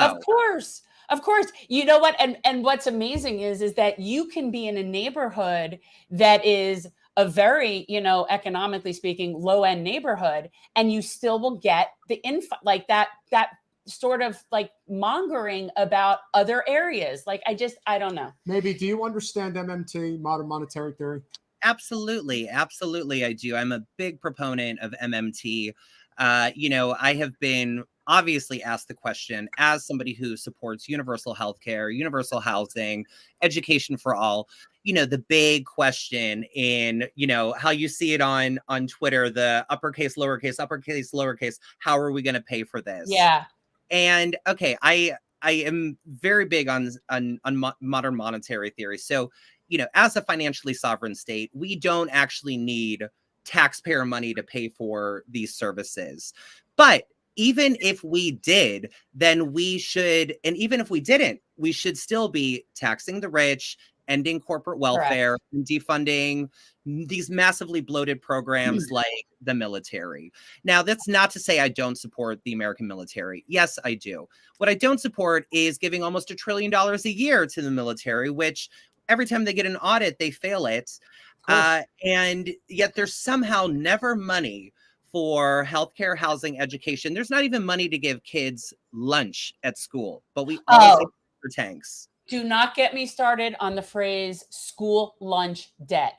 We have something called school lunch debt. That is a sign of a very, very sick, fucked up republic. Yeah. That's what that is. Because those are 3 words that ought not ever be together in a phrase. Like, it's ludicrous. I find it infuriating. We would be amiss to have you on the show this evening to not talk about what has become, unfortunately, Remiss. Remiss. That's what I said. No, you said amiss. You don't have to miss me in here. Fair enough. Obviously, the issue of trans rights has become center for many people. We've pointed out that, most of the time the fears are irrational. There are always going to be outlying circumstances where things are not being done appropriately. We see the videos, but I almost feel you look at it this way. You have 330 million people in the United States. Are there going to be outliers of, people who are trans who are doing something inappropriate, teachers who are doing something that are appropriate? Yes. Just like there were the COVIDiots that were out there at the beginning of the pandemic who said, you shouldn't wear a mask and coughing on people. It's like, no matter what you do, you're going to find these outliers. To me, most of the fear is irrational. Some of it is understandable, but it's the people like the Matt Walshes of the world in particular that are the true banality of evil, because they're trying to profit off of this. And as I pointed out on a show a number of months ago, he was on Joe Rogan and he asked him, how many trans kids do you think there are in the United States as of today? And he says it's in the millions. And Jamie, his producer, was not going to have it. He was like, all right, you know what? I'm fact checking you on the show. And it turns out it's about 4,000 to 5,000 in the whole country. And you're out here saying that there are millions of kids trying to transition. At that point, I'm just being somewhat fairly logical here. I would think that should have been the end of Matt Walsh's grift. Of course, it wasn't, and it's only grown bigger over time. How do you feel about the current situation regarding the trans issues in this country? Me personally, I think it's a distraction from economic issues. I thought it is. Wait, before you answer that, because it is a distraction by the part, like they are using it as a distraction. But if you haven't heard what Michael Knowles said at the CPAC, I think that we're in a whole new world here. Did you hear it? Yeah. Did you hear it? Because I don't know if he's going to want to have you back on his show. I don't want to go back on his show.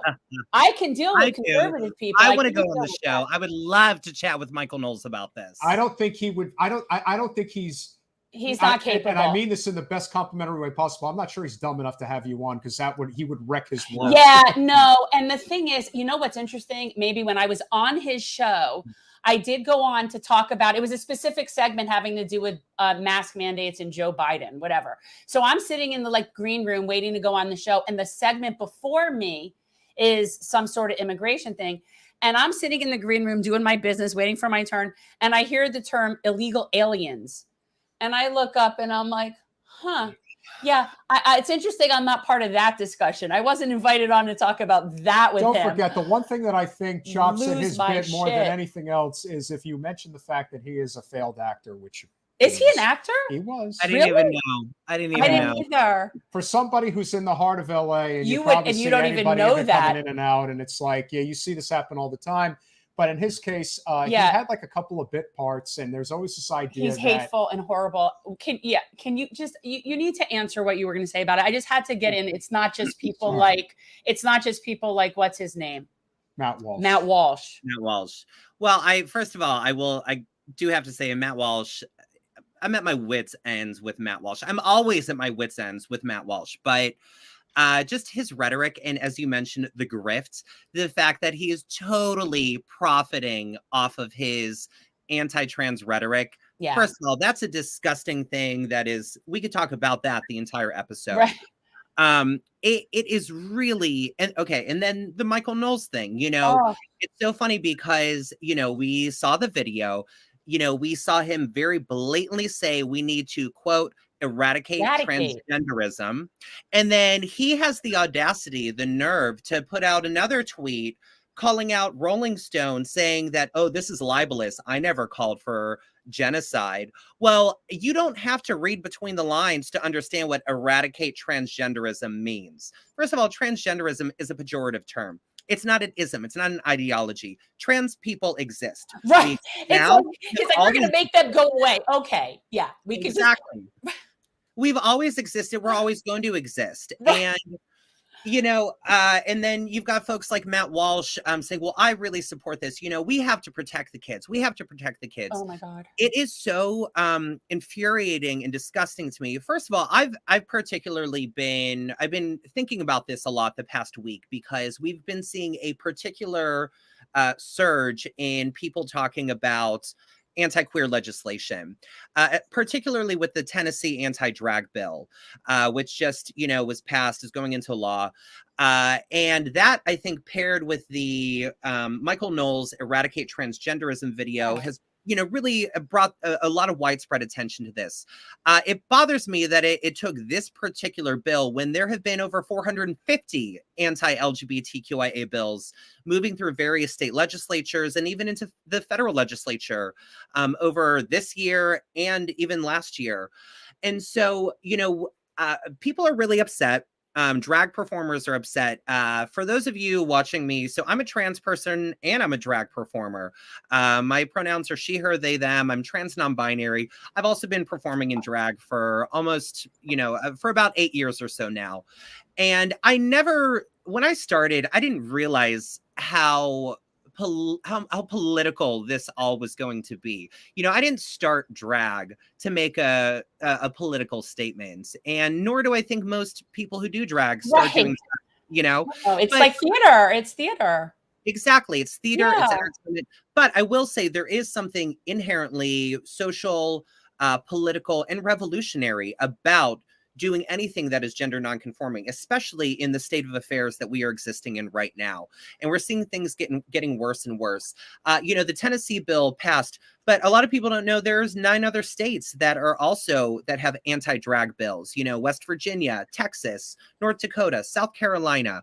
But on top of it, I think the real issue about this anti-drag bill is that it's actually anti-trans. But what is that bill? Like, explain to me when you say an anti-drag bill. Like, what I have been seeing circulating a lot is everybody all angry about people in the UK bringing kids to drag shows and all this stuff, right? And maybe that's true. Maybe they don't like it. I don't necessarily think it's the most appropriate thing in the world. But that is a completely separate issue from what I'm sure this bill is. Yes. So here's the thing. This is all about the way that the alt-right, I don't even want to call it the alt-right at this point. It's just the right. It's the right. Yeah. The way they've been portraying not only drag performances, but also trans people, they have been using children as scapegoats to basically to dehumanize, vilify, and as we now know, try to eradicate queer and trans people. This was never about children. No. This conversation, it started off the way that any sort of genocide starts, where it is you're trying to infiltrate the minds of people and say, you know, this is about kids. This is about protecting kids. Well, here's the thing. If you really wanted to protect kids, you would be going after guns and the systemic abuses in churches. There is no widespread systemic abuse of children within drag communities or within the trans community at large. It's always crazy to me. That sounds crazy. And that's exactly why, crazy talk. And the gun issue is not an issue, in my humble opinion, that can be won. However, the fact that the conservative movement in the GOP has been so thoroughly you want to talk about eradication? The eradication of the separation of church and state doesn't exist anymore, at least not in accordance with what the GOP they just all is need to be allowing. Taxed. They just all need to be taxed. Well, if you want to end this insanity, you have to start a movement to tax the churches. Well, that would be the second that happens is when this all ends, and everyone knows it. The fact that Joel Osteen is not the poster boy for this grift, which is what it is, he has become 100 millionaire by doing this stuff that you can't prove. You can't prove religion. Well, you can believe in whatever you want to believe in, but this idea that it's like that representative in Missouri today, and Kelly saying, "This is what I believe in the Bible." It's like, I don't give a rat's rear end what you believe in. And for anybody out there, if you don't know me, I was a huge Chris Hitchens fan, and I'm sitting here right now. He's sitting here talking about religion, and I'm looking across at my poster of Hitch, and I'm like, yeah. No, if your preference, if you're a U.S. citizen and you believe in the American, if you believe in the American idea, if you prefer the Bible to the Constitution, then you don't actually believe in America. Well, then you should move somewhere else. It's exactly. Move to Brazil. Yeah, well, move to a country. So whatever happened to liberty? Whatever happened to liberty? You know, it's all of every. These people are really, First Amendment, freedom of speech, freedom of expression, unless it's something they disagree with. Well, that applies to us too. You know, I believe in liberty. I believe in civil liberties for people, and I should have the liberty to express myself and do whatever the fuck I want to do if it's not impacting and harming other people. The fact of the matter is, you want to talk about indoctrination, you want to talk about grooming. Well, I'll tell you, I went to Catholic grade school. I know all about indoctrination and grooming. Thank God I had the realization to realize, you know what? I'm actually not going to burn in an eternal lake of fire because of who I am. No. It's very frustrating. And of course, we're in Florida, and we do see a lot of this kind of them, like what you're saying is they use the kids, they're grooming them. They're creating trans people. They're creating them. And that whole fear, that whole thing, so that someone like Michael Knowles can talk about eradicating something as if it's like, if you stop it, if you just stop letting them groom it, then it'll just go away. It's so fucking ignorant. And I just can't wrap my head around that there are still people in this world that believe that no concept of science, no concept of reason, no concept. And the fact that it's like that these are clearly people going after preying on the most vulnerable among us. You can't pick it's like it's the same playbook. I feel like I'm watching Groundhog Day. Metalopoly, you could call it whatever you want. Muslims and Christians, Jews, anybody. It doesn't matter. Get your religion the hell out. It's the same. Maybe it was just referencing how she was raised. That's how the technicality of the term is used. Exactly. I want to say I have a mixed Christian and Jewish background, but I did go to Catholic grade school. I went to Catholic high school. And here's the thing. I will tell you this. They tried their damn hardest to make me straight, to make me cisgender. And you're just confused. You're just confused. You know what? That to me, that South Park episode was so First great. of all, to me, that's child abuse. I would like to say I think that's child abuse. And what I find so interesting, and not in a good way, but the people that think that's okay are the people that are complaining about the idea that somebody is like grooming your child in kindergarten to be trans. Like as if you could make somebody be not happening. No. And then they have this ridiculous idea. This is so absurd to me that a child just gets to come home from school one day, you know what? I feel like I'm a girl. And then the parents rush her over to the doctor and they schedule a surgery and all of this. Like they really, I find it just so like Yeah. it's so Well, easy to get this information that it's just a big deal. And there might be people that do maybe regret it. That very well might happen. that exists, but that shouldn't deny Right. the right of every other person who No. chooses to want to, have gender affirming healthcare. And here's the thing, it's so interesting. I spend too much time on Twitter, and I really got to stop reading the comments. Yes. But a lot of the things that I, am reading is, oh well, they're trying to, chop all of these kids' parts off and blah blah blah. Here's the thing: there are gender affirming surgeries are not happening for young children. It's just not happening. It's something they're saying is happening, but it's not happening. What is actually happening is, puberty blockers, which are also prescribed to cisgender children.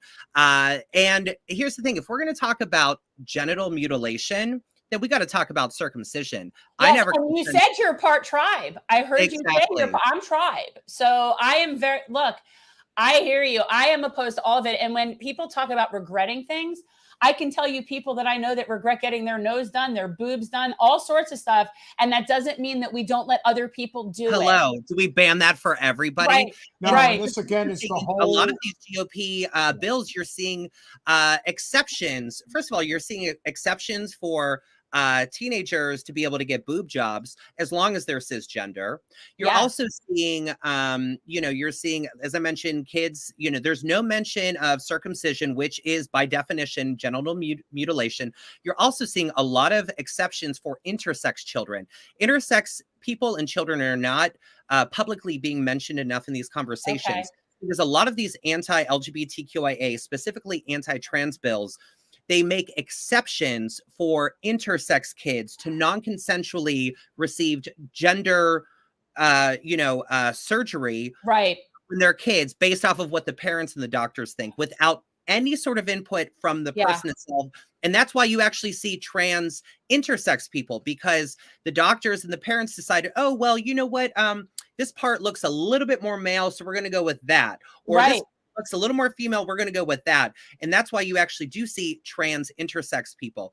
So there's actually no protection for intersex children. There's no protection for, young males being circumcised. This is specifically it is an attempt to, again, dehumanize, vilify, and eradicate LGBTQIA and specifically trans people. And can I just, this last thing I'd say about the Michael Knowles thing, because he obviously, not only does he not understand about, the existence of trans people, he doesn't understand the definition of genocide. Because, genocide is something that doesn't necessarily involve eradicating people physically. It involves eradicating people's life, their culture, there's a list of things. I can't think of it off the top of my head that when eradicated can constitute genocide. And if you would suggest that the transgender people just pretend that they're just not and just fit in just like they always did because they've always been there. That's a genocide. Even if you don't kill people, physically kill people. We are running out of excuses to not deal with the fact that we have a broken economic and political system. And the more we target the social construct and not the economic construct, where you have 60+% of people now who live paycheck to paycheck or below the poverty line. We do not have universal health care. We do not have a living wage. California is one of the bluest states in the country. It might as well be a red state in terms of how they conduct business. They care about the kids so much. It's just so obvious at this point that this is the economic war of our lives is with labor versus corporate special interests that have captured our government. And the more we allow ourselves to be distracted by this crap, it's like we were talking the other day, like, would I support maybe a girl for Congress because she's trans? No, I would support her because her policies are great. Exactly. And that's what we need to be worrying about. And the token, and listen, if you're going to get that token suburban housewife in Sherman Oaks that's going to vote for you, all the power to you. Oh, well, I'm going to vote for a trans person because that makes me a better person. It's like, okay, well, fine, good enough. No, take it where you get it. But no, I would say I would vote for her just because I like her and she's really cool and she knows what she's talking about. That's what I would say. Is in essence what is being lost here in the conversation. The Absolutely. outliers are always going to stand out because, as you were alluding to before, Twitter's bad and TikTok's even worse. And so when you put those things together, you're always going to find the outliers. And let's not forget, the system is designed by the uber rich and powerful to keep working people divided. That is the bottom line. Yep, 100%. Where can people find you? How can they get involved in your campaign? Obviously, it's early, but it is a jungle primary, so getting volunteers. It's so important. It's so important. You know, I will say fundraising is a big area that we need help in. I mentioned I'm corporate-free grassroots, and it's to raise money when you are a corporate-free grassroots campaign. So first and foremost, we need help with fundraising. We need help with volunteers. You know, you can live anywhere in the U.S. and help us volunteer or donate to us. So if you want to find out more about my campaign, you can visit me on Instagram at Maebe A Girl, MaeBeagirl, on Twitter, or you can visit our website, maebeagirlforcongress.org, or you can find us on ActBlue to make a donation. But really want to thank you for having me back on. I really enjoyed this conversation, and thank you for bringing up a lot of the things I wanted to talk about without even having to ask you to talk about them. No, you're great. And I like, you're somebody I would be friends with. Like, I just really, I like you have very good energy about you. So, and I also really like your nails. I was noticing that. And I was like...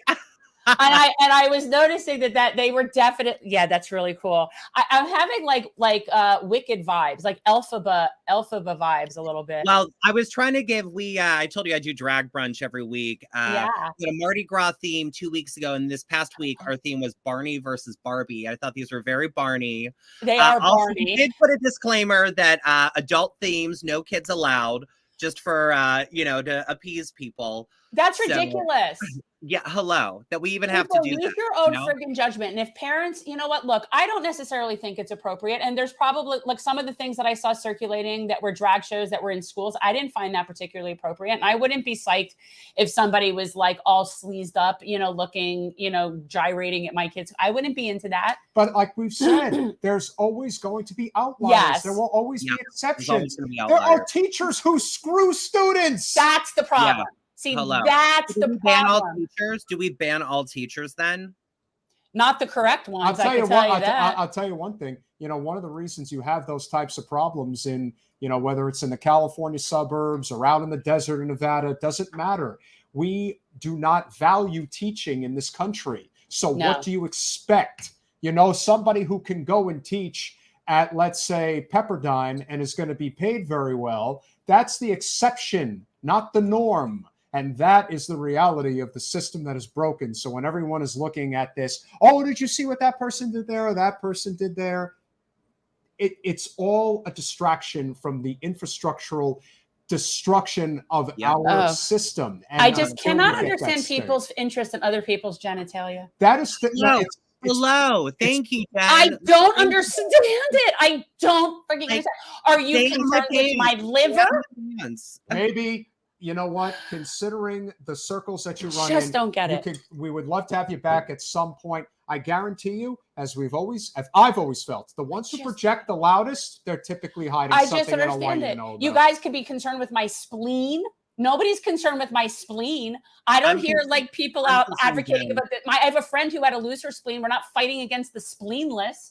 Like, why are you concerned with people's genitals? Because unfortunately, the people who grew up in the church, I don't understand it. And who are told for years and years and years that you are evil if you even think about doing anything that is non-gender conforming, whatever, and especially towards men. And the second that you leap from that, the conclusion becomes, well, you're a sinner and you're going to hell. And so those that have continued to believe in this, and again, Michael Knowles, perfect example, is somebody who portrays himself as being super religious. And so as a result, you almost have to wonder, you're going so hard on this issue. I'm almost wondering, do you secretly fancy other men? Because I'm starting to wonder, what is it? That's okay if he does. That's okay if he does, But again, you're right. Like, why are we looking at other people's private parts in locker rooms? Why are we looking at people's private parts in bathrooms? I can't remember ever going to the bathroom and doing a visual check of people's genitals. Like, No, if I'm going into the bathroom and checking on something, it's to stand over the stall and curse out Kirsten Sinema because I would follow her into the bathroom stall, man. You wanna know like that they were in her personal space? Oh, for the love of all that is holy. Maybe last thing before you go, the California, obviously the U.S. Senate race is going to be very intense. Any thoughts regarding where you see things falling between, and of course, two of the three main candidates are in your neck of the woods, Katie Porter and Adam Schiff, and of course, Barbara Lee. How do you ultimately see this race unfolding as we go forward? I'll make this quick because I have a lot of things I want to say about this. But, I first of all, I have personally have not endorsed anybody for this race. Schiff is the last person. I will not be endorsing Schiff. No matter what. But, I'm still I'm so about Katie Porter and about Barbara Lee. I think that both of them have a lot of great qualities. There's a few other qualities I'm still looking into to see are these things I can look past. Same with Ro Khanna. Ro Khanna has been rumored to be entering the race. I personally would not be opposed to endorsing somebody who is a greenhorn, whose platform and policies I more so supports. But I think that it's not. I don't think it's going to be Schiff. I think it's going to be really, in a way, hilarious if he's given up his 22-year seat to run for Senate. He loses, and then I win his seats. I think it would be glorious. And I think that is exactly what is going to happen. He is the one person I have to say that is Adam Schiff is one of the most sadistically evil people in all of politics, and most people don't even know it. They don't even know it. I want to say this. I want to say, a big reason that I ran against him from the get-go is I really oppose a lot of his policies when it comes to criminal justice. When a lot of people don't realize that when he was a California state senator in the late 90s, he not only supported, but he authored so much legislation to increase incarceration in California. 3 strikes. Amongst juveniles. If I could never support somebody that wants to send more kids to jail. And here's the thing, I will say another reason that we run and we challenge people in establishment positions is because there actually is the opportunity to push people left. Marianne Williamson, she just announced her attempt at the presidency against Joe Biden. Here's the thing. A lot of people are saying it's a waste of time. It's not going to do anything. I'll tell you this. I have the experience of running against Adam Schiff for over 4 years now. And I will tell you this. It was not until I challenged him that for the very first time, he voted against a nearly $1 trillion defense budget. It wasn't until I challenged him that he finally is supporting an amendment to overturn Citizens United. It wasn't until I challenged him that he's supporting bills that support transgender rights. And so to say that there's no effect in challenging the establishment is entirely false, because I know as somebody who has done it for years now that it actually makes an impact. Whether or not I win, my challenging him has impacted the way that he publicly portrays himself and his public policy. He's trying to be a progressive now. He's been in office for 22 years and now wants to join the Progressive Caucus. Bullshit. And don't get me started on the Progressive Caucus. And that is a perfect end to our conversation. And I really do believe the point I was making is that I think he really is overestimating how much he's going to appeal to the entire state. He is very much a upper crust politician. He represents a district that, frankly, is sort of representative of who he is. It's upper middle class in many parts. And the idea that he's going to go into the Central Valley, into the Bay Area, into North Country, and is going to be that candidate that's going to appeal to people, I don't see it at all. And hopefully, let's put it this way. If Ro Khanna, Barbara Lee, or Katie Porter get to the upper chamber, we will be much better for it over Dianne Feinstein and certainly over Adam Schiff. And with 100%. That said, maybe thank you again for coming on. It's been a wonderful conversation. It was great chatting with you. I'll be back. You'll be back for a Cali panel, no question about it. Thanks, Maebe. Take care. Thanks, you too. Bye. She's lovely. Very nice person, and obviously. Oh, for sure. I want to go see the Barbie Barney show. That's what I want to see. I want to see the Barbie Barney drag challenge. I do think that Adam Schiff definitely, for somebody who could have sat in Congress again for 50 years if he really wanted to, the hubris is what ultimately is the downfall to so many of these representatives. Well, and then I wonder things like, and I hate maybe using the word representative. It's really not. No, they're not. Where did I say representative? No, I said it. Oh, okay. The thing I think about with him is when you look at, and what Maebe just said is how close that she actually did come in terms of, she was second to him. So, maybe he doesn't want to be challenged again. Maybe he says, okay, I'll throw it at this. And if this doesn't work, I'll go get some corporate lobbying job somewhere or whatever. Like, I think he sees the writing on the wall in terms of challenges are going to keep coming. And at this point, throw it all in there. And if this doesn't work, fine, I'll go private. The fact is that they just want a cushy job. And Schiff, again, the hubris came out because he sought the spotlight so often during the Trump years and wanted to be like this big front person. Yet they always think that their skeletons are never going to come out. Their dirty corporate money in the backroom deals that they make, it's never going to come out. Don't worry about it. And if it does, it'll be yesterday's news before you know it. I mean, look, I don't think anyone who's realistically looking at what it takes to actually run for, let's say, the U.S. Senate, and you have to give up your congressional seat. Granted, in California, it is gerrymandered in a way that pretty much, I guess, 80% of the districts are Democrat. That's true. So so they have jungle primaries, but the top two are usually Democrats. Right. So it's, Well, you know what? Honestly, it's still better than what we have. If Schiff is prevented from getting to the main stage, although I would say that is very unlikely because between Khanna, Porter, and Lee, the vote is going to get split multiple ways. However, because it is a jungle primary, odds are... Is Ro Khanna definitely in? No, not yet. Okay. But we'll see. Let's assume that he is. Whoever ends up getting in, you would hope, realistically, that whoever the left-leaning or progressive candidate, if you want to call him that, is going to get backed against Schiff. You would hope. But with the way politics is today, I wouldn't put anything. And again, I'm, it's like we're very kind of loosely using the term progressive. So last thing before we go, obviously we cannot not talk about Russell Brand and what he did to John Heilman on It was Bill so Maher. beautiful. And say what you want about Russell. And anyway, this is great. So we're going to put this on. I hope you guys enjoy it because it is just too damn good not to hear it again. And obviously we'll comment on it. So here we go. John, I've not known you long, but I love you already. But I have to say that it's disingenuous to claim that the biases that are exhibited on Fox News are any different from the biases exhibited on MSNBC. It's difficult to suggest that these corporations operate as anything other than mouthpieces for their affiliate owners in BlackRock and Vanguard. And unless we start to embrace, and also, mate, like just spiritually, if I may use that word in your great country, we have to take responsibility for our own perspective. I've been on that MSNBC, mate. It was propagandist nutcrackery on there. I went on a show called Morning Joe.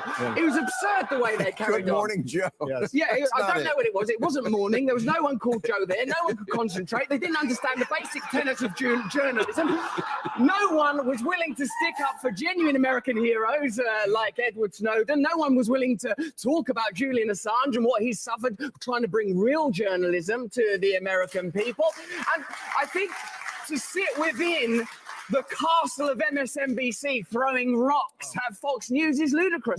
Make MSNBC better. Make MSNBC great again. My friend, I would, the moment the on a territory you can win on, Joe. Russell, darling, the moment that you give me a specific example, an actual example. Okay, I'll give you one. Just wait. Just we need a specific example. Let me tell you what the specific I'd like to hear of. I'd like to hear a specific example, a provable specific example of an MSNBC correspondent or anchor being on television saying something they knew was false and we're saying behind the scenes to people, I'm about to go out and we know that the election wasn't stolen or something equivalent. Example, but I will go out on television and say the opposite. I will lie. When's my answer? Just give me the specific example. I understand the basic point. Give me a specific example. All right. I'm with you. I think it's a false equivalency, Russell. It's not. That's your own bias. It's not about bias. It's a false equivalency because you don't actually know anything about any of these organizations you're talking about. Even on MSNBC ones, big fucking deal. My darling, it was more than enough. You can't come up with such a carry. You don't have a single actual fact. Do you want an example? Do you want an example? Yes. the ludicrous, outrageous criticisms of Joe Rogan around ivermectin, deliberately referring to it as a horse medicine when they know it's an effective medicine. Yeah, that's not a bad Rachel example. Maddow turning up on the TV saying, if you take this vaccine, you're not going to get it, when it hadn't been clinically trialed for transmission. Non-responsive. You have to listen. Wait. Do you think you can improve America by we could determinately all be and better. avowedly condemning Fox News without acknowledging that you're participating in the same game? Did you not just listen to Bernie Sanders, someone who plainly, legitimately believes in this country and believes it's possible to change, but is bound by corruption, is bound by the lobbying system? Surely it's clear to you, Bill, as one of the great pundits and experts and comic voices, that systemic change is required. Money has to be taken out of politics. We need new political systems that genuinely represent ordinary Americans so that we can overcome cultural differences. And bickering about which propagandist network is the worst is not going to save a single American life, not improve the life of a single American child, not going to improve America's standing in the world, and the world needs a strong America. I'll tell you that. I'll tell you that. So you have an obligation, a duty, not to condemn these people. Yes, say what you want about Russell. I mean, I really do like him, and I know that there's people that think it's a grift, whatever. I don't know, but that was brilliant. And It just was. Here's a perfect example of what I noticed from the very beginning when the pandemic was happening. And Joe Rogan said that he had used ivermectin as a means of dealing immediately without getting the vaccine, just dealing immediately with ivermectin. This was before, I think this, he said he used it before the vaccine had even existed. And what MSNBC in particular was going around saying is that you're taking horse dewormer, which we all know is not true.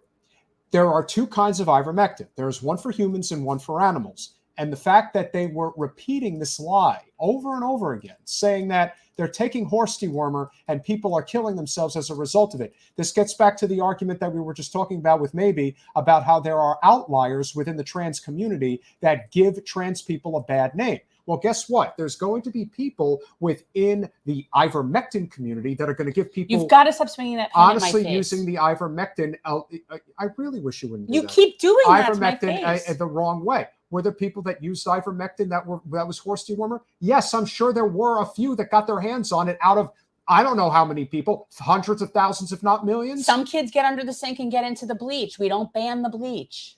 What you want to do is you want to take the bleach and some of it is Darwinism. I'm sorry. Some of that is Darwinism. Hydrochloroquine. If you're listening to somebody and taking horse dewormer,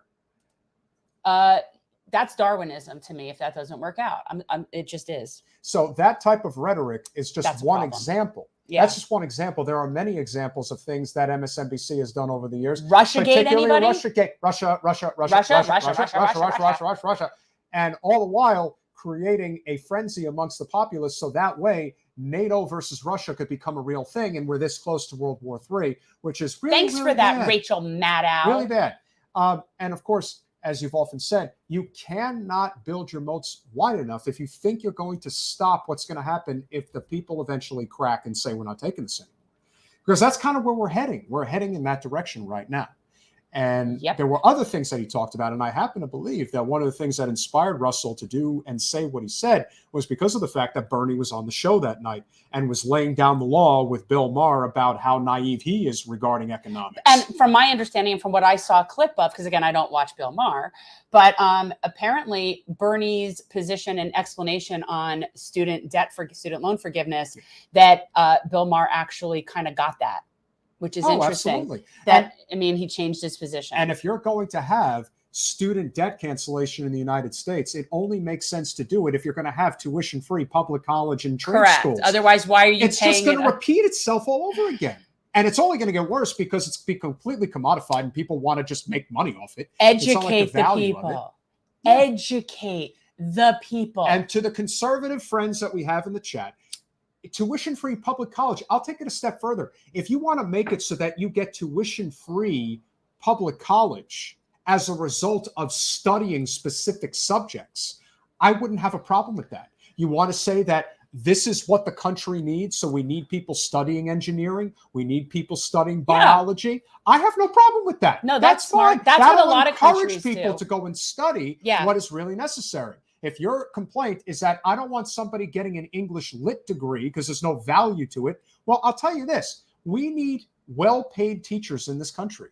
It is an undervalued, underserved First of all, profession. there's a value to everybody getting educated. It is not for one person to decide what is of value and what is not, because what you're saying is that your only value of education is based on, your what can you do ROI. for capitalism? Well, yeah, and how you're going to be a cog in the machine. But here's the thing is, let's just say that everybody gets to choose for themselves how they want to be educated and what they want to study. And it is for us as a civilization to come together and offer the best possible resources we can for everybody, so as that we can all live amongst happy, healthy, educated people. That's what I'm saying. Yeah. That's what I'm saying. So if we need to say we're going to call it pre-K through 16, and you just say, those 4 years, that grades 13 to 16, you could do this, or you could do this, and you could do these other things. But we're wanting to give our kids more education so that they could be more, productive in the world. I would think that people would appreciate that. But right now, our education system is so bad compared to other countries, and how we treat people who want to be students by penalizing them, and how we treat teachers by not paying them. It says a lot about how we value education in general, and really we don't. So what we want is a whole bunch of very stupid, unhealthy people to gradually die off, have enough cogs to work the machines and work in the field. And I still don't know I still don't know how people don't see that. How they do not see the correlation between the dumbing down of education to dumb down the populace to make them work like serfs. How do you not see that this is what it is? Yeah. How do you not see that this is what the trade deals were all about? And this is, of all the things that I will never allow Debbie Wasserman Schultz to ever live down, is that she voted to fast track the Trans-Pacific Partnership. The goal here is to create a serfs economy. We're very close to it, if not already in it. And what it is now, we are in it. It's just called the gig economy. But gig workers are serfs. And basically, I had this epiphany today. Like, there's the people that order and the people that deliver. And obviously there's people that order and deliver. I understand that. But it was just sort of like this idea of just the nature of the economy now is we don't do anything. We don't manufacture anything other than weapons. We make war, we make weapons, we make ammo. That's our thing. Everything else is service industry, but service industry is so abused and mistreated. And now on top of that, we have this whole gig economy that's trying to compensate people who are mistreated in the service industry. Correct. So, and yet nothing, we don't make anything or do anything. That is the world that we live in today. And it is a shame, and it is only making things worse. Just educate the people, man. Let Easier them said than done. study what they want. You know what? I like some English lit majors. Somebody needs to be teaching people Wuthering Heights in college. I don't understand why people feel like they get to determine. That's like people who don't like what people spend their welfare money on or their food stamps on. Like, they judge people for what they have and are you kidding me? Or somebody who gets government assistance, and how dare they have a cell phone? I can't stand that crap. That judgy crap, as if only if that person was just much more efficient and just, no, I reject that entirely. So there. And so I do believe that Russell Brand made an excellent point. And that's not to say that Fox News doesn't propagandize their crowd. They do.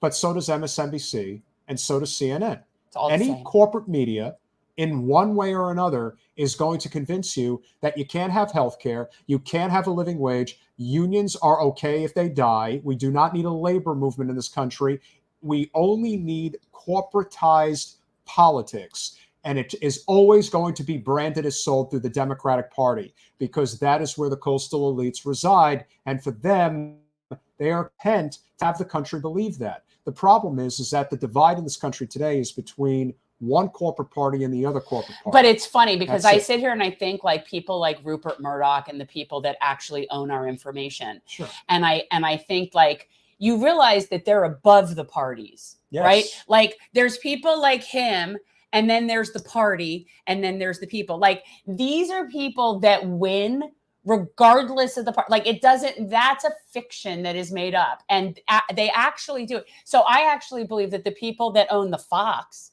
you know, and the MSNBC, those channels, that they're the same people. It's all the same. It's okay, all about this figuring channel will out- be these people, and this channel will be these people. It's like the argument with the trans rights and the Second Amendment and, you know, abortion. They're sitting at the very top looking down on different segments of the population and seeing, okay, well, the religious heartland in the South, well, we know where they're going to fall on this particular issue. We know where the Northeast and the West Coast are going to fall on their particular issue. So we'll play off each other, and that's the way it's going to be. In the industrial Midwest, where the real swing districts of the whole country reside, that's where most of their financial infrastructure is going to go. You can imagine how much money is spent on ads in those areas. And what's so pathetic about it is if they took the amount of money that they spent on ads in those areas and actually put it into the infrastructure in those areas, then we'd be talking. Because I bet you the people in Flint, Michigan would rather have clean water than be looking at Joe Biden's face on a TV ad. Just a thought. I'm just saying. It's a great point. I mean, it's funny to me how the Democrats are so willing to spend so much money in areas, but yet they're not willing to fight for the people in those areas. And it's at some point, it looks like a grift because it is a grift. That is what it is. And that's the thing. Like you're looking, okay, if you just vote for us, if you just vote for blue, okay. Well, and Nina said something about this today. At least I saw a clip today where she keeps referring to the 116th Congress, because the 116th Congress was the Congress where we had a majority in both houses and you had a president. I guess that was, I think it was the 116th. But she's on this number, and it's true. It's a joke. They don't want to do that. They could have fixed this problem. This is like, it's so silly to me that we're thinking that one of these things is better than the other. Joe Biden crushed labor, and he deserves to lose in 2024. And I don't care who it is at this point. At some point, the American people have to wake up and realize that defending the system that has allowed somebody like Trump or DeSantis to rise to the top, how do you think this happens? This happens because the country is desperate. And blaming, like Joy Behar does, Oh my God. further perpetuates that narrative of the ultra liberals are completely out of touch and out of step, and they are despised more than ultra conservatives. And that is why people like Matt Walsh and Michael Knowles can get away with what they're doing. Because when you look at what's on the other side, for them, their attitude is, at least they're not smug sons of bitches Right. towards me. Well, that's the thing. Like Joy Behar saying that was akin to Hillary's deplorables comment. And these people to me are so insufferable. And you know what, even on a local level to me, like I've been to all sorts of different groups and different things. And I've said it a million times that like the Republican clubs are infinitely more friendly, welcoming, and fun than the Democrat 100%. clubs. And they're less judgy. They're less they're not sanctimonious. It's like, The difference is that those groups tolerate the crazies like the Michael Knowles and the Matt Walshes of the world, because Yeah. for them, at the end of the day, for Republicans, it's all about winning. That's all that matters to them. They care about winning, and they know how to lock arms with everybody on their side, whereas people on the left still haven't learned that you need to throw all this garbage away and just lock arms with labor. And if they you do can't. that, that's the way it'll end. but people like Joy Behar and people like that universe of people that are like the Democrat liberal, media people, it's just, they are so insufferable that it does make sense to me that people would then get behind somebody like a Donald Trump. It does. And here's the thing is that it makes sense because we, along the past few years, have met those people. Yeah. Lots and lots and lots of them. They're very normal people. They're very normal people that just could not deal with the Democrat nonsense anymore. And believe me, they don't hate trans people. They don't hate gays. They're not anti-abortion. They just accept the fact that we live in a messed up two-party duopoly. And in their mind, they believe that there is less damage to be had on the right than there is on the left. And you can piss and moan and complain now until your heart's content that that is not true. But I can assure you that until each and every one of you wake up and realize that it is corporate special interests that have captured our government and destroyed labor in this country, that is the end all be all. Metalopoly, you really don't know much about politics. That's all I can say. No, I mean, Nobody's I out there appreciate peddling what a you're book. saying, because I actually do think that when people get a position, they should satisfy that position before going to the Sure. next. And that is something that always does bother me about people.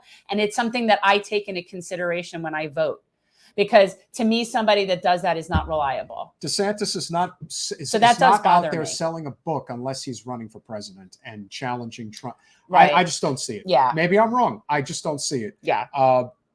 Even if it looks like Trump is still the favorite to win. And last thing before we go, on Thursday, we are having our first official Gen Z Report conference call. We are going to be starting our next chapter of the Generational Change channel. We will be adding a show, which will either be most likely on Thursday or Friday night. That will be determined. But we are going to have a panel team of Gen Zers, and it'll rotate. There will be It's going to people. rotate and be moderated, and we'll talk current events and we'll talk different issues, and we'll, you know, it'll be really interesting to see how it just plays out. But I just think that it'll be a really good idea for us to be engaging with the Gen Zers more. Yeah, well, very often Gen Z feels like they have no position. They don't have a place to speak. And the people who are in Gen Z who get a place to speak, particularly in the Democratic Party, are those that are willing to kowtow to the corporate interests of the Democratic Party. We see you guys. We know who you are. So anybody out there, we're still, you know, this is open. Send us an email at generationalchange@gmail.com. Right there. Send us an email. Tell us that you're interested, and I will send you the links that you can come in on Thursday. We're doing it Thursday, 7 p.m. Eastern time. If you cannot attend this and you're still interested in participating, send us an email. We'll still contact. This is not a make or break mandatory thing. But if you can make it, yeah, we'd be happy to have you. On Wednesday at 9 p.m., our regularly scheduled time. Remember, we make exceptions for our guests like Steve, who need to come on a little earlier. But Wednesday at 9 p.m., we are doing a crossover podcast with Good Politic Guy. Mac is coming on. Should be a great conversation. Obviously, a lot going on right now. We might have another special guest coming on. We'll see. If Surprising. Yeah, Okay. We'll see. Okay. So we'll see what happens. And then because the whole Good Politic Guy kind of thing just like weirds me out a little bit about you and me, like that thing. It's a little weird. So guys, this is what happened. The thing. So I come across this video from this Good Politic Guy, and I'm like, God, that guy's really cool. I like him, whatever. And as usual, when I see something I really like, I take a screenshot of their Twitter and I forward it to Peter and I say, let's hook up with this guy. Let's have him on the show. He looks cool. So it turns out, so then the next thing I know, that night, it comes up on the calendar that he scheduled the Good Politic Guy. And he hadn't even seen my text yet. He hadn't even seen the text and had already scheduled him. And and you didn't really tell me like how you even thought of doing that. But it was really very like, very trippy. Well, with that said, we appreciate each and every one of you. Make sure to smash that like button. Make sure you subscribe, click that bell. Oh, so next you know week. When we go live. Next week? Yeah. Is she coming on? I don't know. Okay. But somebody is coming on. As far as I know, somebody will be coming on. We are going to have at least one, if not multiple members of Workers Strike Back. We could talk about exactly what their plans are. We're trying to get Kshama Sawant to come on. Shama Sawant, excuse me. Thank you. And I mean, did you tell, well, you know, she's one of those people that I could maybe be stupid. We will work on that. But thanks again for everything, guys. It's been a great show. We will see you Wednesday. Bye, y'all.